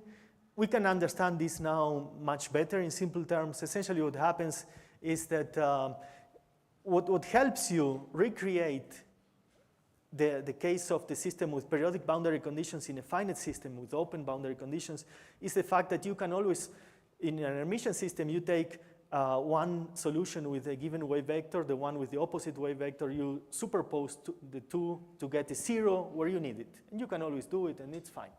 What happens in these non-emission systems is that one of these two solutions may not be a solution anymore because of the effectiveness. Then you don't have anything what to superpose, and then you just end up having a system where this correspondence breaks. There was something else that had to do with the fact that in our paper, we commented a lot about the fact that this phenomenon seemed to be quite robust. We pointed out the problems this made for establishing a bulk boundary correspondence, but we didn't show any topological argument for what we had, and the reference didn't like this. But a couple of years later, there were 3 independent groups that came and essentially showed that this effect that people call today non-emission skin effect has a topological origin that is very weird. What they said essentially is that you can do a game.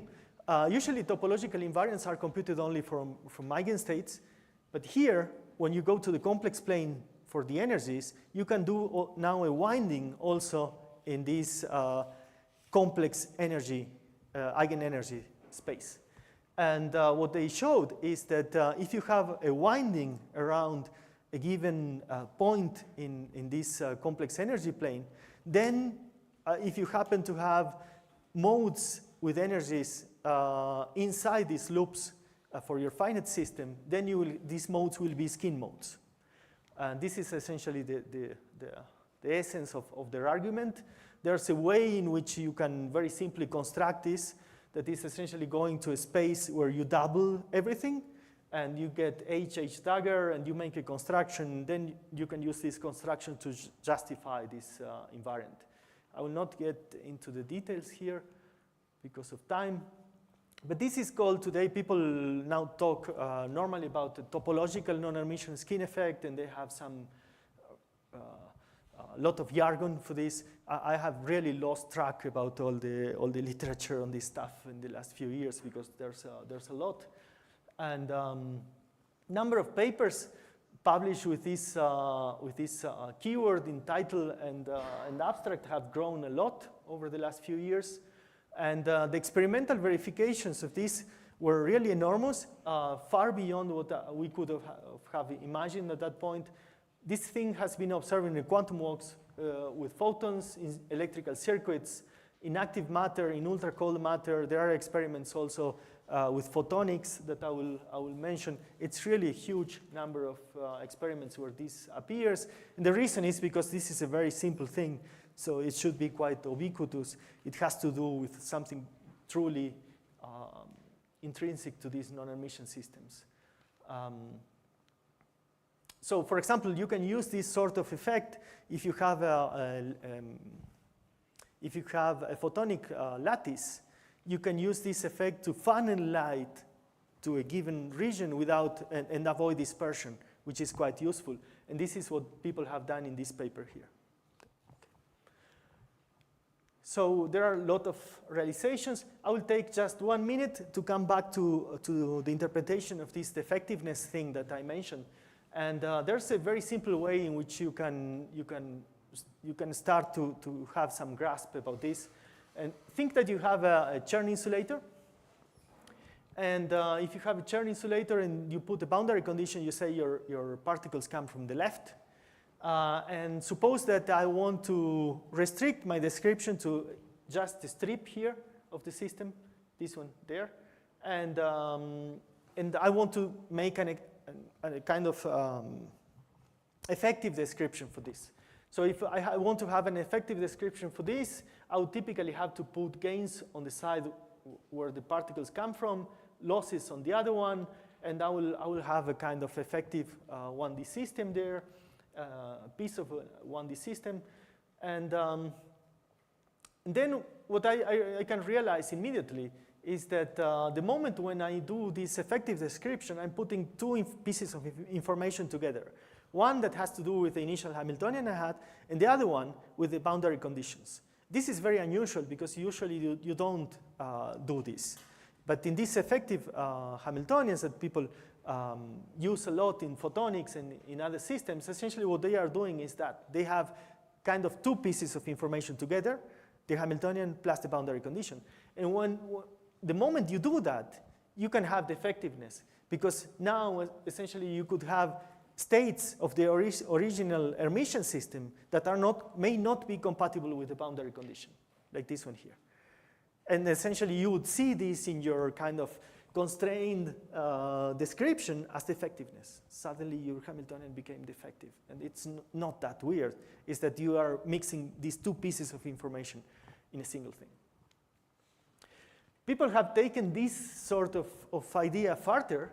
And for example, something very cool that you can do is you can start studying what happens to your scattering matrix in the system. And in particular, if you take your reflection part of the scattering matrix, you can see that every time you have these topological states, like in a churn insulator, then what happens is that the reflection part of your scattering matrix is having a non-Hermitian skin effect.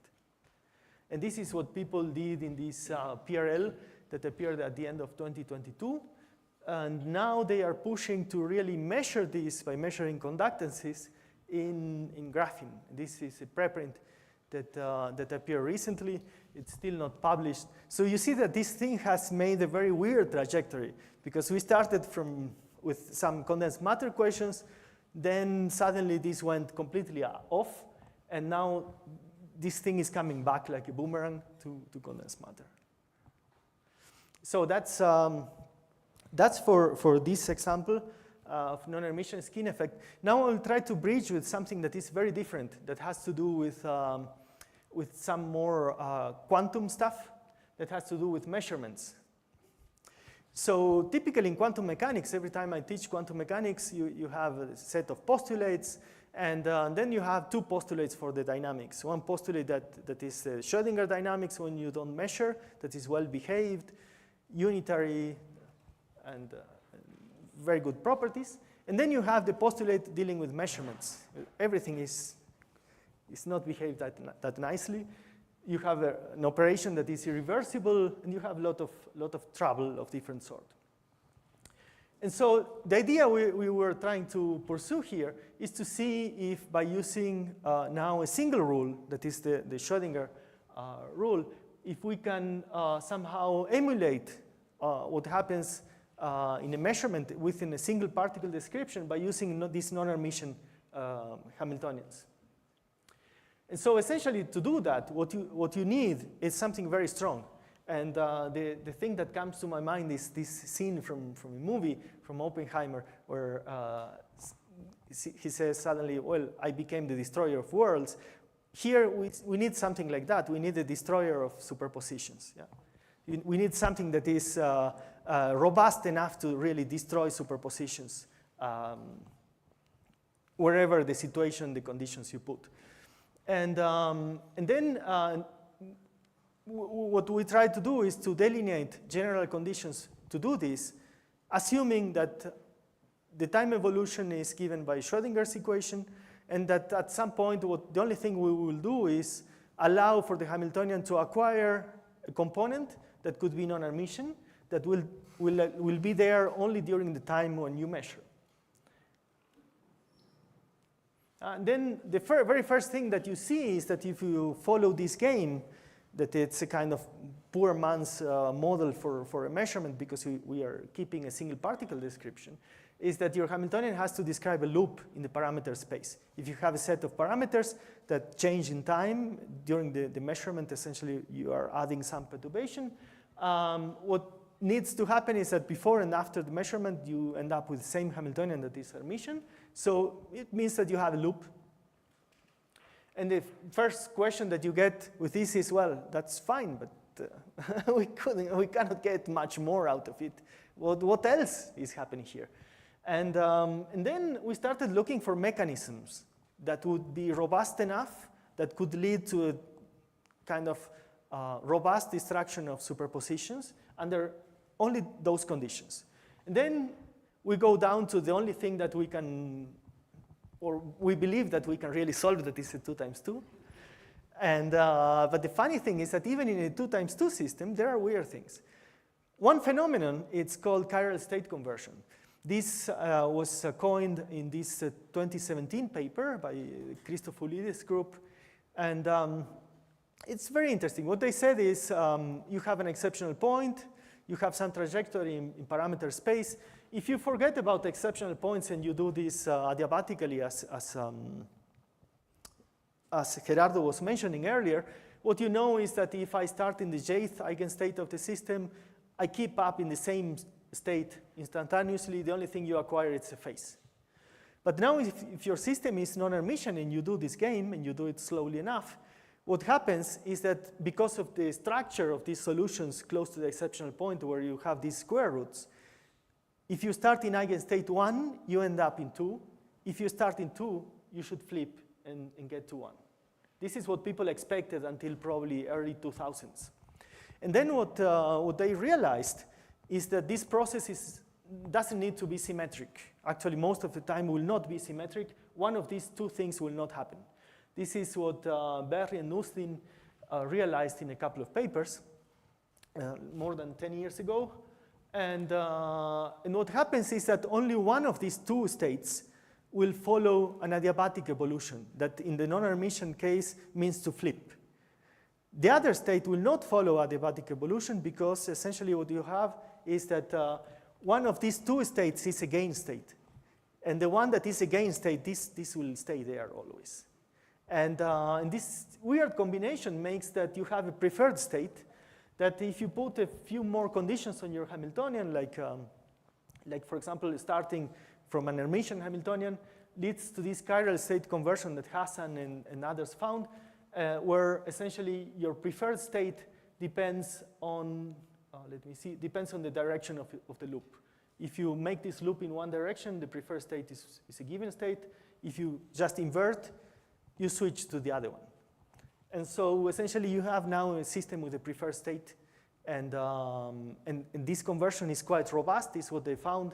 They also found more things. They found that they could, in some situations, even do something that is very weird, that is not to encircle the exceptional point, but be somewhere here on the side, and they still see conversion if they do it slowly enough. And this is very, very weird, but this is strong enough in principle to be used for simulators. Like these systems in photonic lattices, for example, you can use this sort of scheme now to emulate measurements.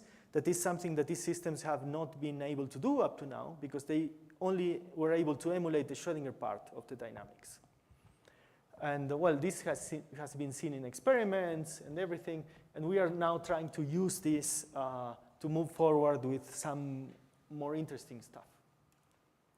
So that's it. That's a summary of the talk. I just tried to give you a flavor of why these non-Hermitian systems may be interesting, what's unique about them, an example of this anomalous localization that people call the non-Hermitian skin effect, and tried to bridge to these very different topics on how to use these non-Hermitian dynamics to emulate quantum measurements. So that's all. Thank you for your attention. Okay. Thank you. Thank you, Luis. Is there any question? Questions? Question? Doubts?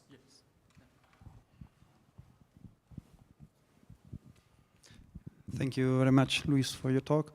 My question brings me back to Giambiagi and Bolini mentioned by Eduardo.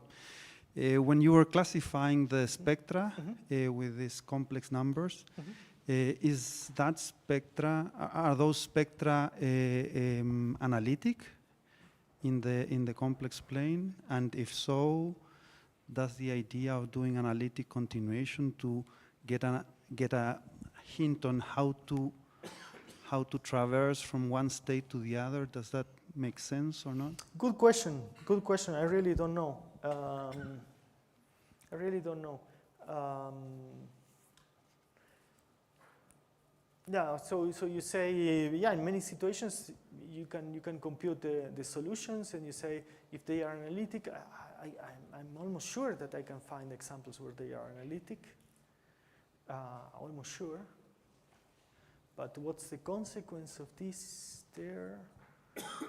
Because the thing, what's weird here is that there's no correspondence between the spectrum for the system with open and periodic boundary conditions. This is what is really weird.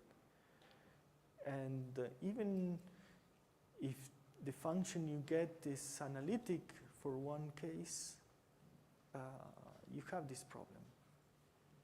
But it's something I have to think a bit more still, because it's true. I'm almost sure that some of the spectra we computed were analytic.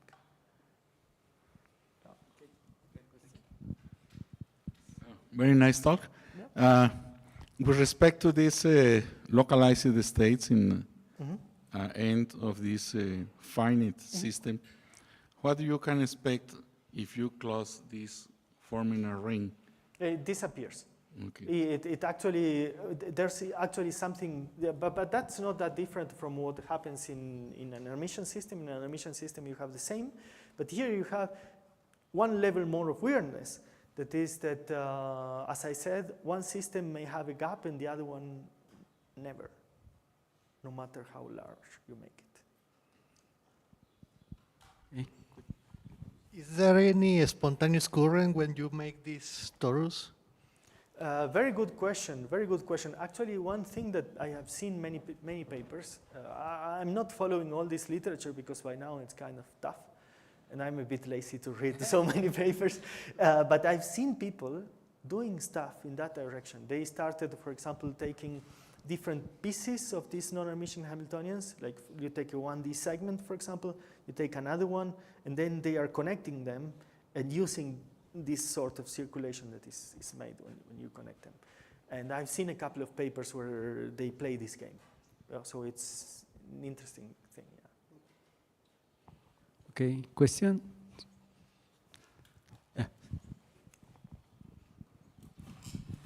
Thank you for your presentation, Professor. My question is, when this flips occurs when you are studying the superposition, this means that now the state that is flipped is now, how do you say that, degenerate? The state that is flipped is now becomes generate because they have the same energy? No, because you start with a system, suppose I start with an H0 that is Hermitian, I can have two states that are non-degenerate, and what happens is that after the flip, essentially after the full loop, you interchange the states. So I don't need to start in a degenerate situation. And this flip has been known for quite some time. But people expected for it to be symmetric in the dynamics, and what they found is that it's not symmetric actually.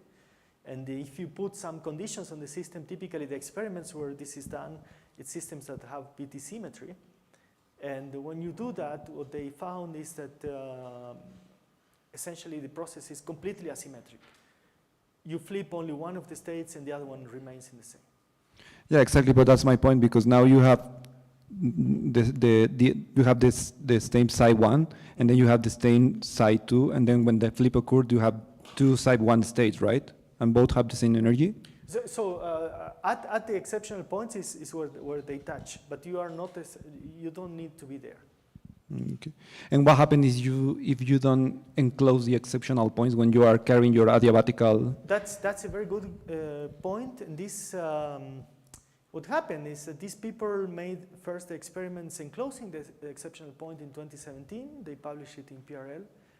And a few months later, they realized that even without enclosing the exceptional point, they could have this conversion if they do it slowly enough.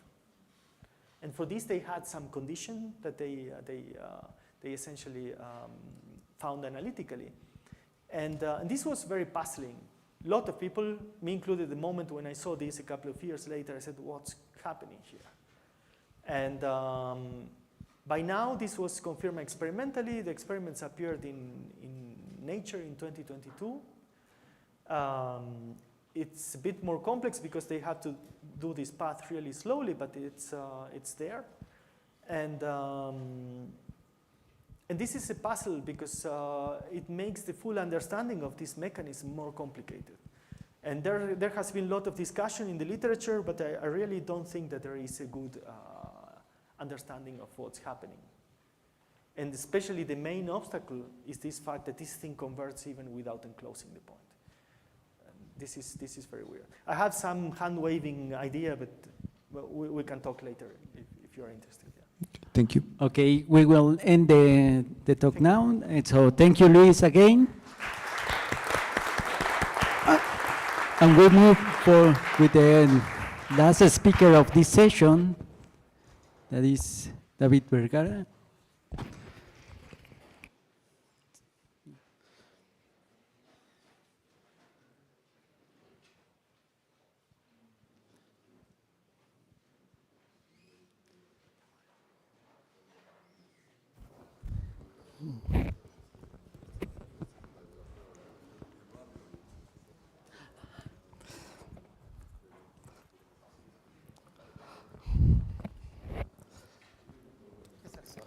Sí. Ok, ok.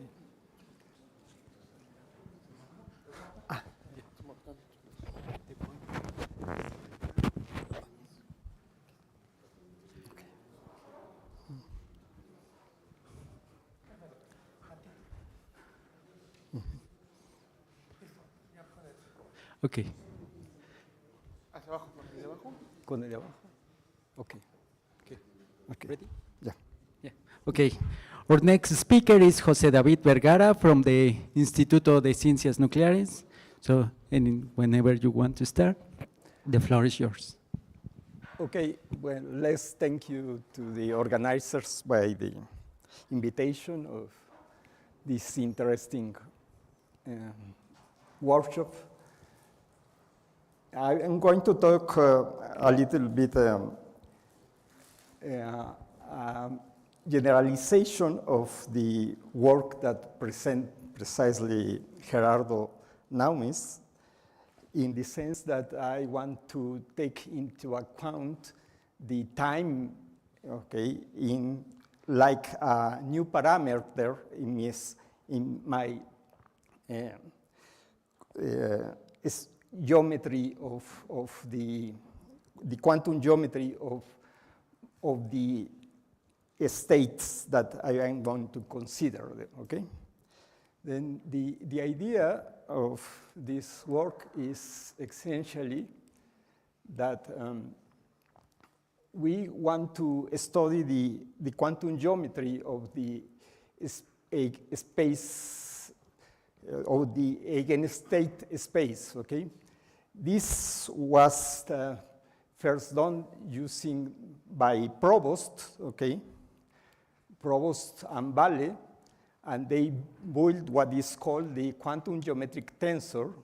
This quantum geometric tensor is a very interesting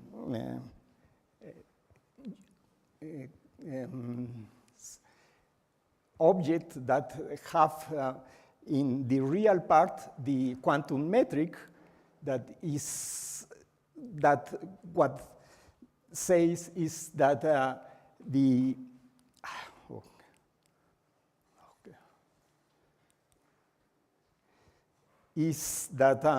we have a real part that corresponds to the quantum metric, and this gives you the distance between the quantum states in the sense of probability functions, okay?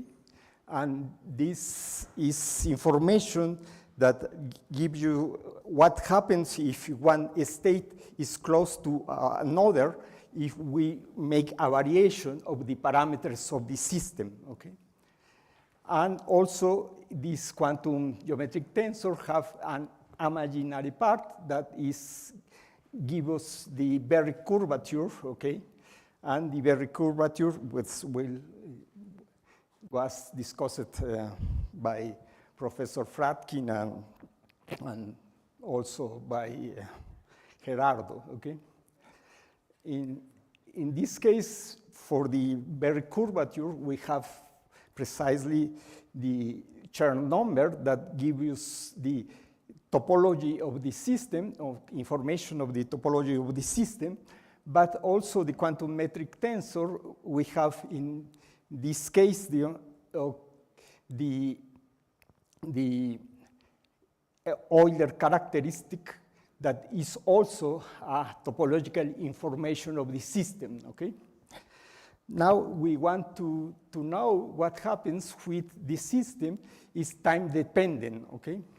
Then we needed to make a separation of the adiabatic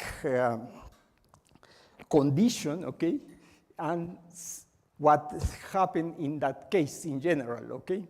Then we want to consider that the system, okay, is time dependent and not necessarily we have, for example, periodicity or things like that, okay?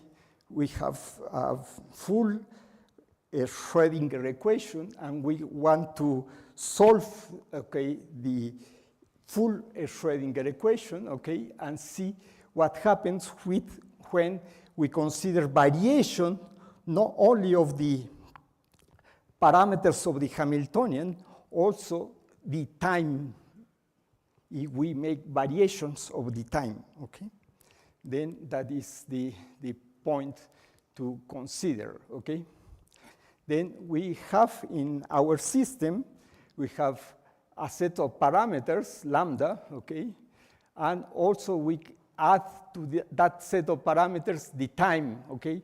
That we call lambda 0 in some sense to make something like a covariant formulation of the system, okay?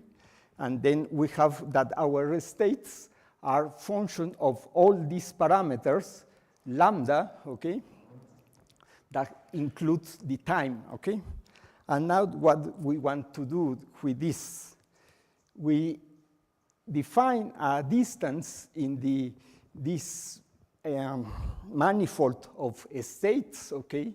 And the distance is given by this expression, okay? And this expression is exactly, you see here, is the fidelity of the system, okay? How we can compare one state with the variation of that state using the variation of all the parameters in the system, okay? And we simply make a variation of a second order Taylor series of this state, and what we get this expression, and we introduce this expression here, we can rewrite this distance in this way, okay? There, okay? We have in this system, and that could give us another information of the system, okay? Okay. If now we compute the real part of this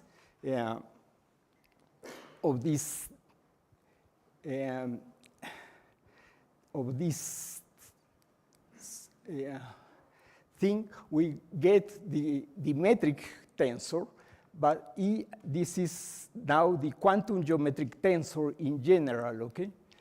here we see that we have an extra component in the system, the Q00 and the Q0i's, and also the QEI0, okay?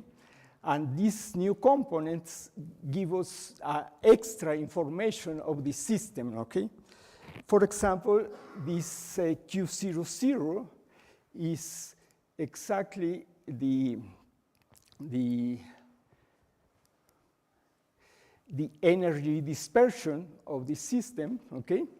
And that is something that we can also obtain using the Anandan formulation, okay? But here we have all together, all the information together in one only thing that is exactly the quantum geometric tensor, this quantity, okay? All the information is there, okay? Also, we have here, for example, the curvature, the very curvature, okay, that gives us these terms, and now we have also the very connection, okay, but now the very connection have an extra term, okay, with zero, okay, a zero component, okay, and that what is something like is different because you see here we have also zero I components.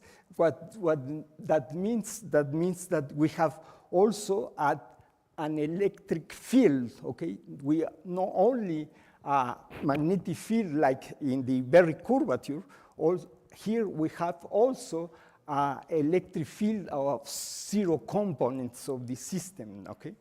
And that is different, okay, from the usual thing, okay?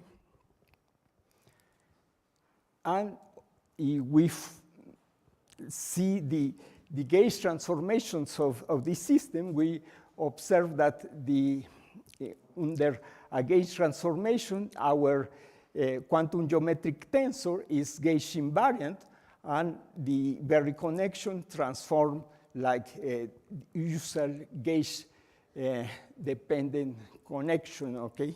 So it's exactly the same transformation of a connection, but now with a temporal component, okay? Because now we are considering gauge transformations where here this lambda can also depend on time, okay? Not only in the parameters of the system, okay? Now,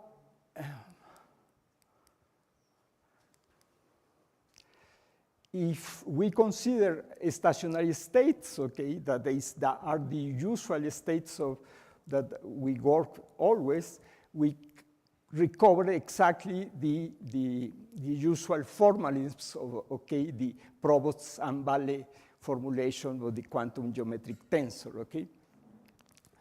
But the point is to try to see if we can obtain a different kind of information if we not consider stationary states, okay? Then to analyze that, we will consider systems with non-separable time, okay? Solutions with not separable time, okay? Then to see this kind of solutions, we use this kind of solutions, okay, that are Gaussian solutions of the system, okay, that are normalizable. These solutions are interesting because, for example, we know that, for example, the harmonic oscillator have a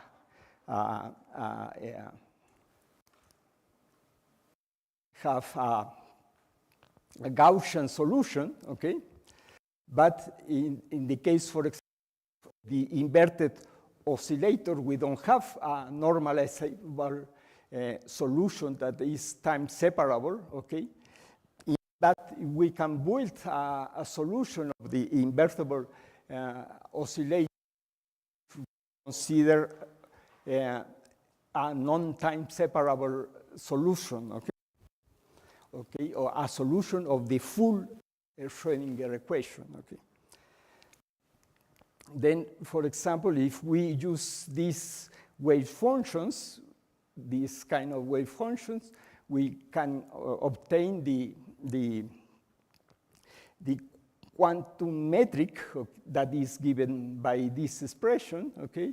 And the T-Berry curvature that we call in this way is given by this expression, okay? Yeah.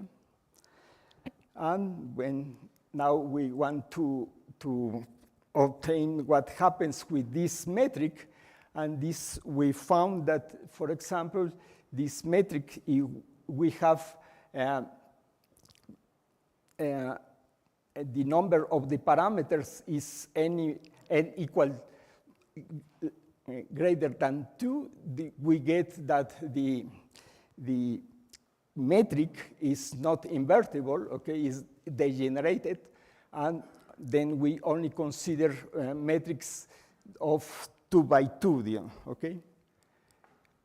Then in this case, this metric satisfies what is called the Palumbo-Goldman relation that gives that says that the determinant of the metric is proportional to the square of the Berry connection, okay?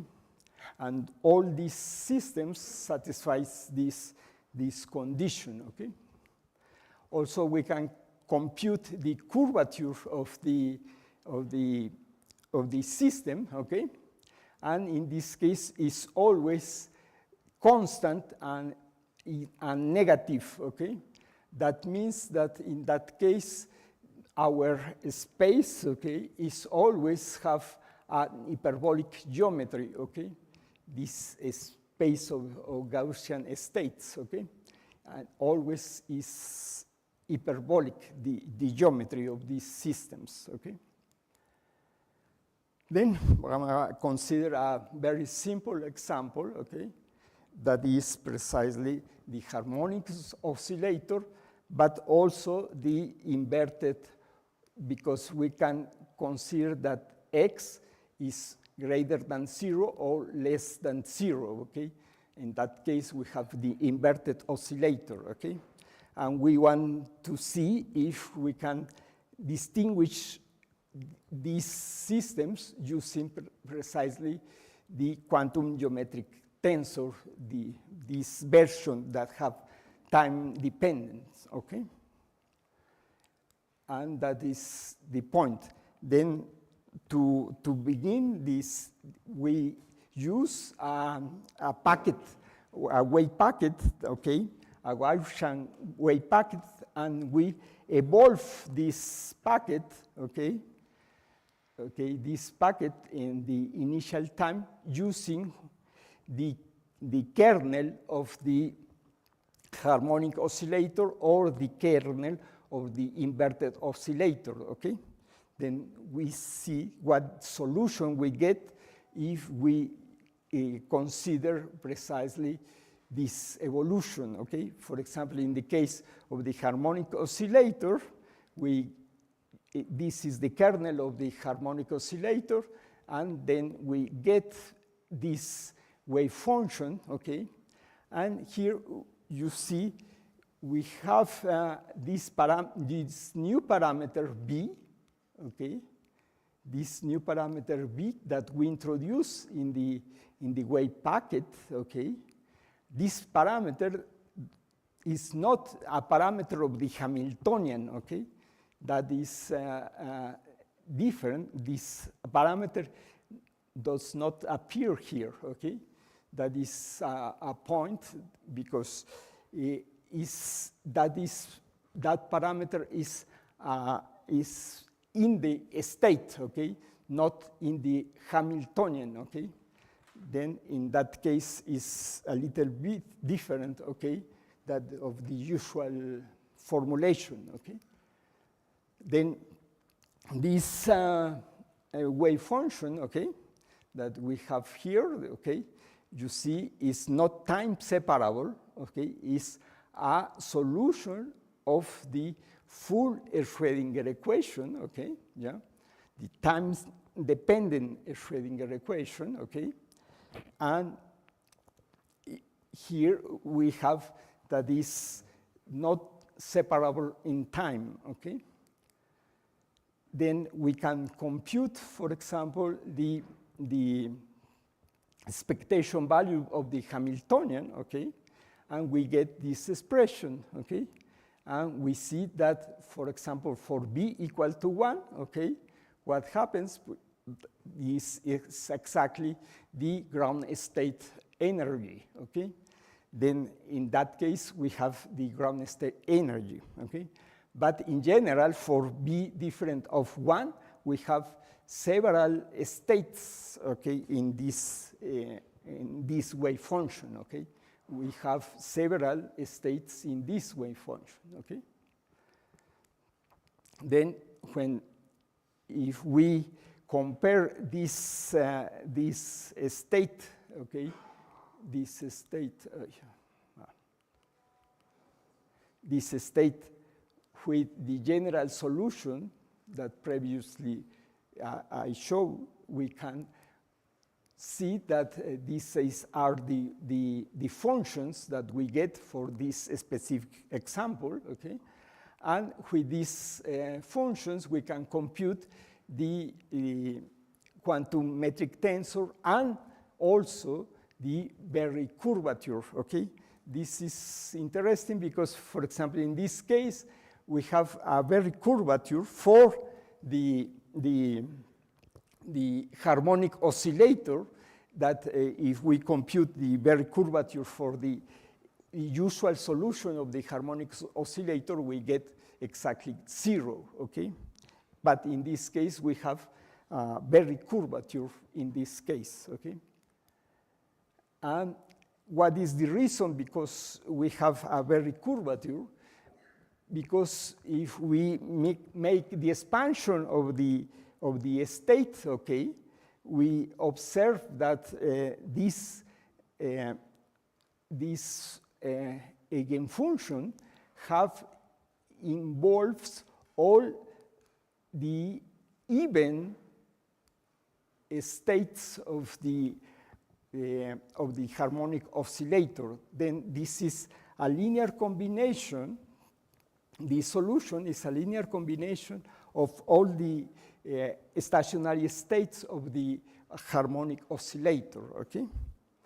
Only for b equal to 1, okay, we have only one state, okay? That is the ground state, okay?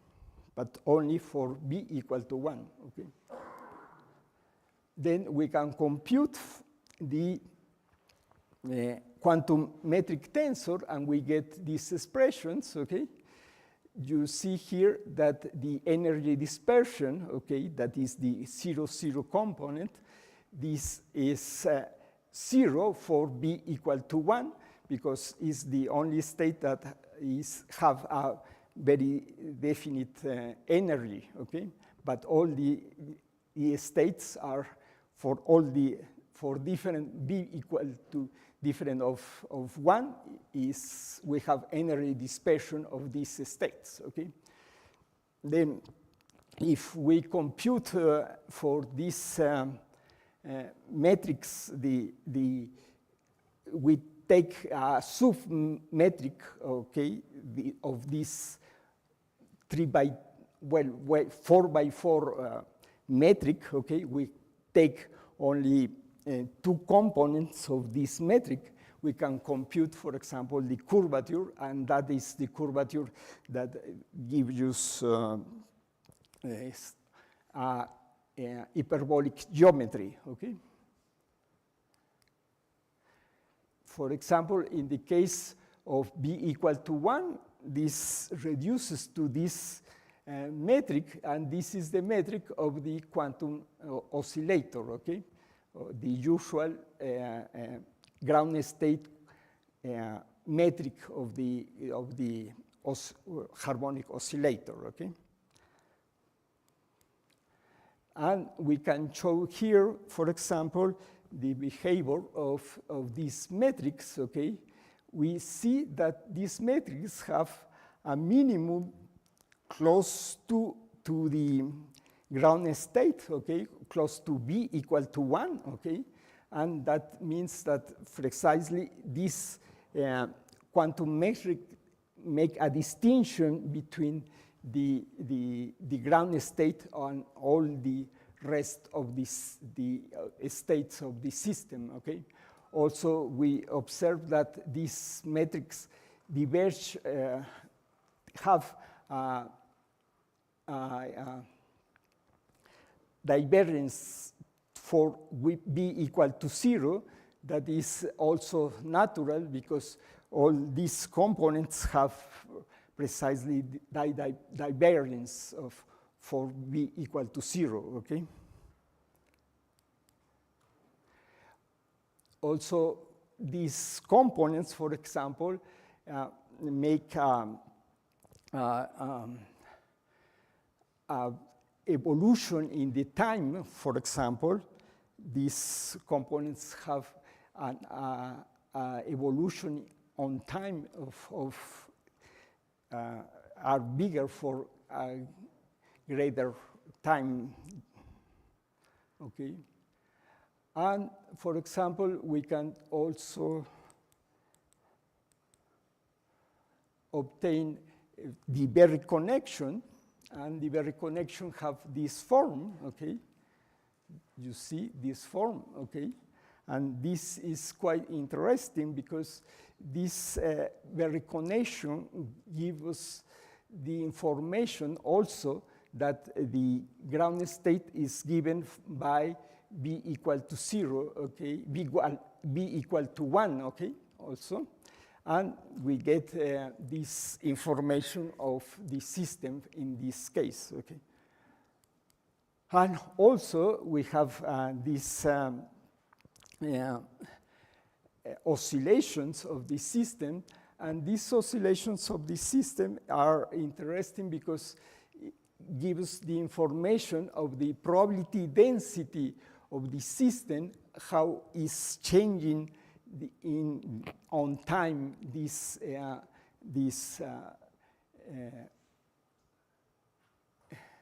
and is give you this information is included in the Berry connection, in this time-dependent Berry connection, Berry curvature, okay? Yeah. Okay. Now, if we want to consider the inverted oscillator, in this case, in the inverted oscillator, we have this kernel, okay? And now the solution is given by this expression, okay? Also, is not time separable, this system, okay? And in this case, we have also a quantum metric, okay? That is given by this expression, okay? You see, this is the quantum metric. And for example, if we take the expectation value of the energy, we observe that we get this expression, okay? And also we see here that for B equal to 1, okay, this also is the energy, the expectation value is equal to 0. That is the point because we want to study the system in this way, because if we use the usual quantum geometric tensor, we don't get this kind of information in the system, okay? Yeah? And that is the point that is interesting using these components of the quantum geometric tensor, okay? Yeah. And we also observe that in the quantum geometric tensor, for example, here, we get that these components are close to 1 also, okay? Chains of sign, these components, okay? close to 1, okay?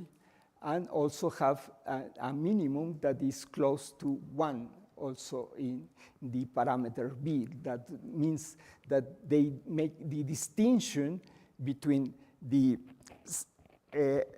states that are repulsive, okay, that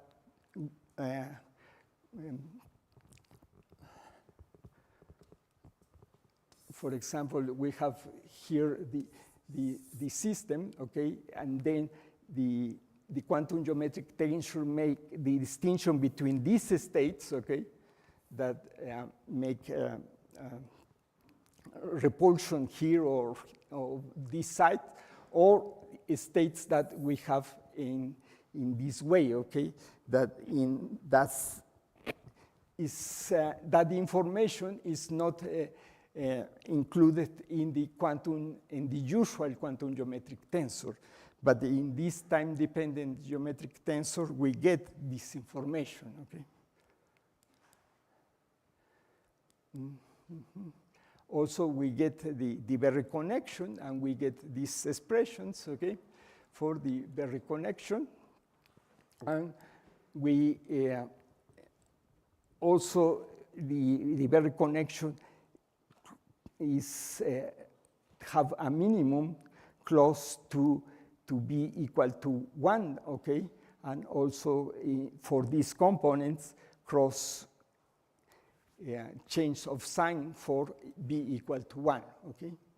Then this information is given in these components of the Berry connection, okay? Well, now we want to study what happens if the system, we make a variation of the parameter, okay, in such way that we change from the harmonic oscillator to the inverted oscillator, okay, and see if the quantum geometric tensor can give us some information of the transition between the quantum oscillator and the inverted oscillator, okay? And what we obtain in this case is this expression, okay? For example, the component, the G11 component, that is exactly the component of the geometric tensor that is related to the variation of the parameter x that changed from this to here, okay? Then this, using this variation of this parameter, we observe that precisely the quantum metric have a divergence in this component of the parameter that gives us that this implies this transition between the quantum oscillator and the inverted oscillator. Also, the Berry curvature have that information in this component of F31, okay? Then is this time-dependent geometric quantum-dependent quantum metric tensor have this information of the transition zone between the system that have is a harmonic oscillator. We want to see if we can obtain a different information in these systems, okay? And to see that, we want to consider couplet systems, okay? Chains of oscillators, but here we want to consider chains of generalized harmonic oscillators. These generalized harmonic oscillators are given by this Hamiltonian, okay, where we have this extra term, okay?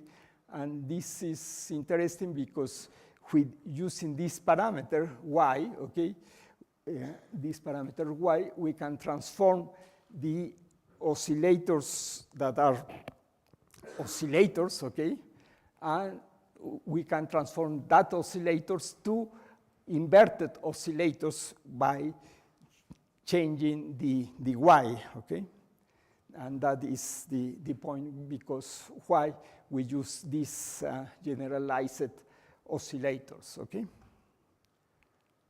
Then also we can compute the quantum geometric tensor, and the expression is this generalization of the quantum geometric tensor, okay? And we also can obtain the Berry curvature, okay? And we get this expression for this system, okay? And we can analyze what happened in the transitions between harmonic to inverted oscillator and things like that, okay? And also, we want to see if we can obtain information about the entanglement of the system, okay? Because we consider several particles, okay? Because we are using Gaussian states, okay? We always consider Gaussian states. So our system have expressions that are Gaussian in the coordinates, okay? Then in that case, we have a very simple way to see if the system is entangled. And then we can compute the purity of the system using only the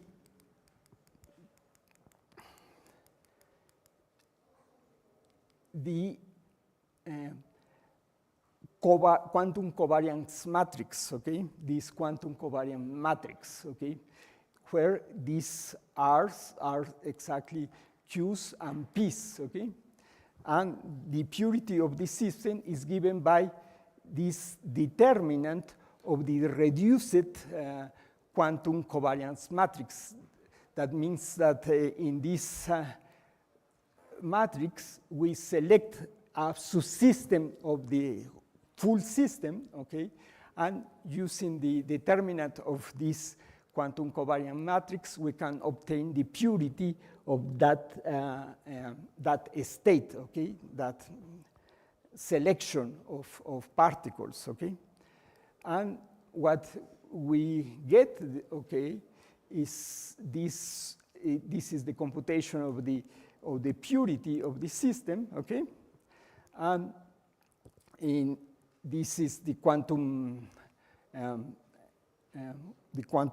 covariance matrix, okay?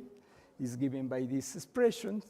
And we can obtain something that is, we believe is new, because when we want to compute the parity, the purity of a Gaussian system, is easy to get this purity, but if we want to compute the purity of a non-Gaussian state, okay, is quite complicated, because we have to consider the density matrix, okay, of the system, okay, and that is quite difficult to compute exactly, okay.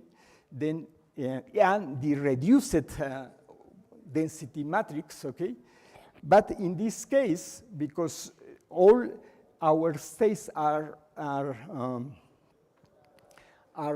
Gaussian, okay, we can compute the purity of the system in the transition zones, where we have the transition between the harmonic oscillator and the inverted oscillator, and we observe that always the parity goes to 0 in that transition zones, okay? That is a result that we can obtain using this formulation, okay? Well, okay. Okay, thank you. Thank you, Doctor Jorge. Is there any question? Yes. I have a question about this couple. You put in the quadratic and Yes, yes. could you put the time that they are dependent of time? Because there is this, well, I have 2 points. The first one, if you calculate this, the relation, how this constant y appear in that, no? Maybe it's interesting. And also to see, you can extend this to consider this time-dependent Hamiltonians, because this, you know that the solutions are, you can form in I terms can of extend coherent for states. the time-dependent harmonic Not oscillator. only the time that you put, inside the parameters. Yes, yes. That in general, I can put time dependence there. Okay. The point is Because you know the solutions also. to know the solutions. Okay, and we can using these solutions we can obtain some information of new information of the system.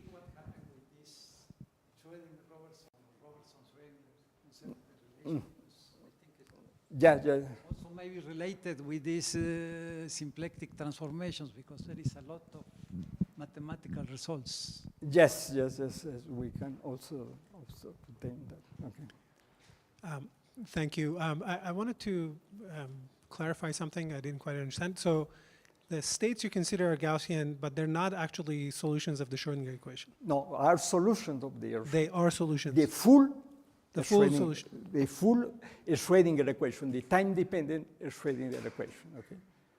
Okay, so you start with a Gaussian and then time evolve it and it remains Gaussian. That's Yes, that's that idea. is the Okay, point. thanks. Yeah, we evolve using the kernel and it's Gaussian again. Okay. Yeah. Okay, another question?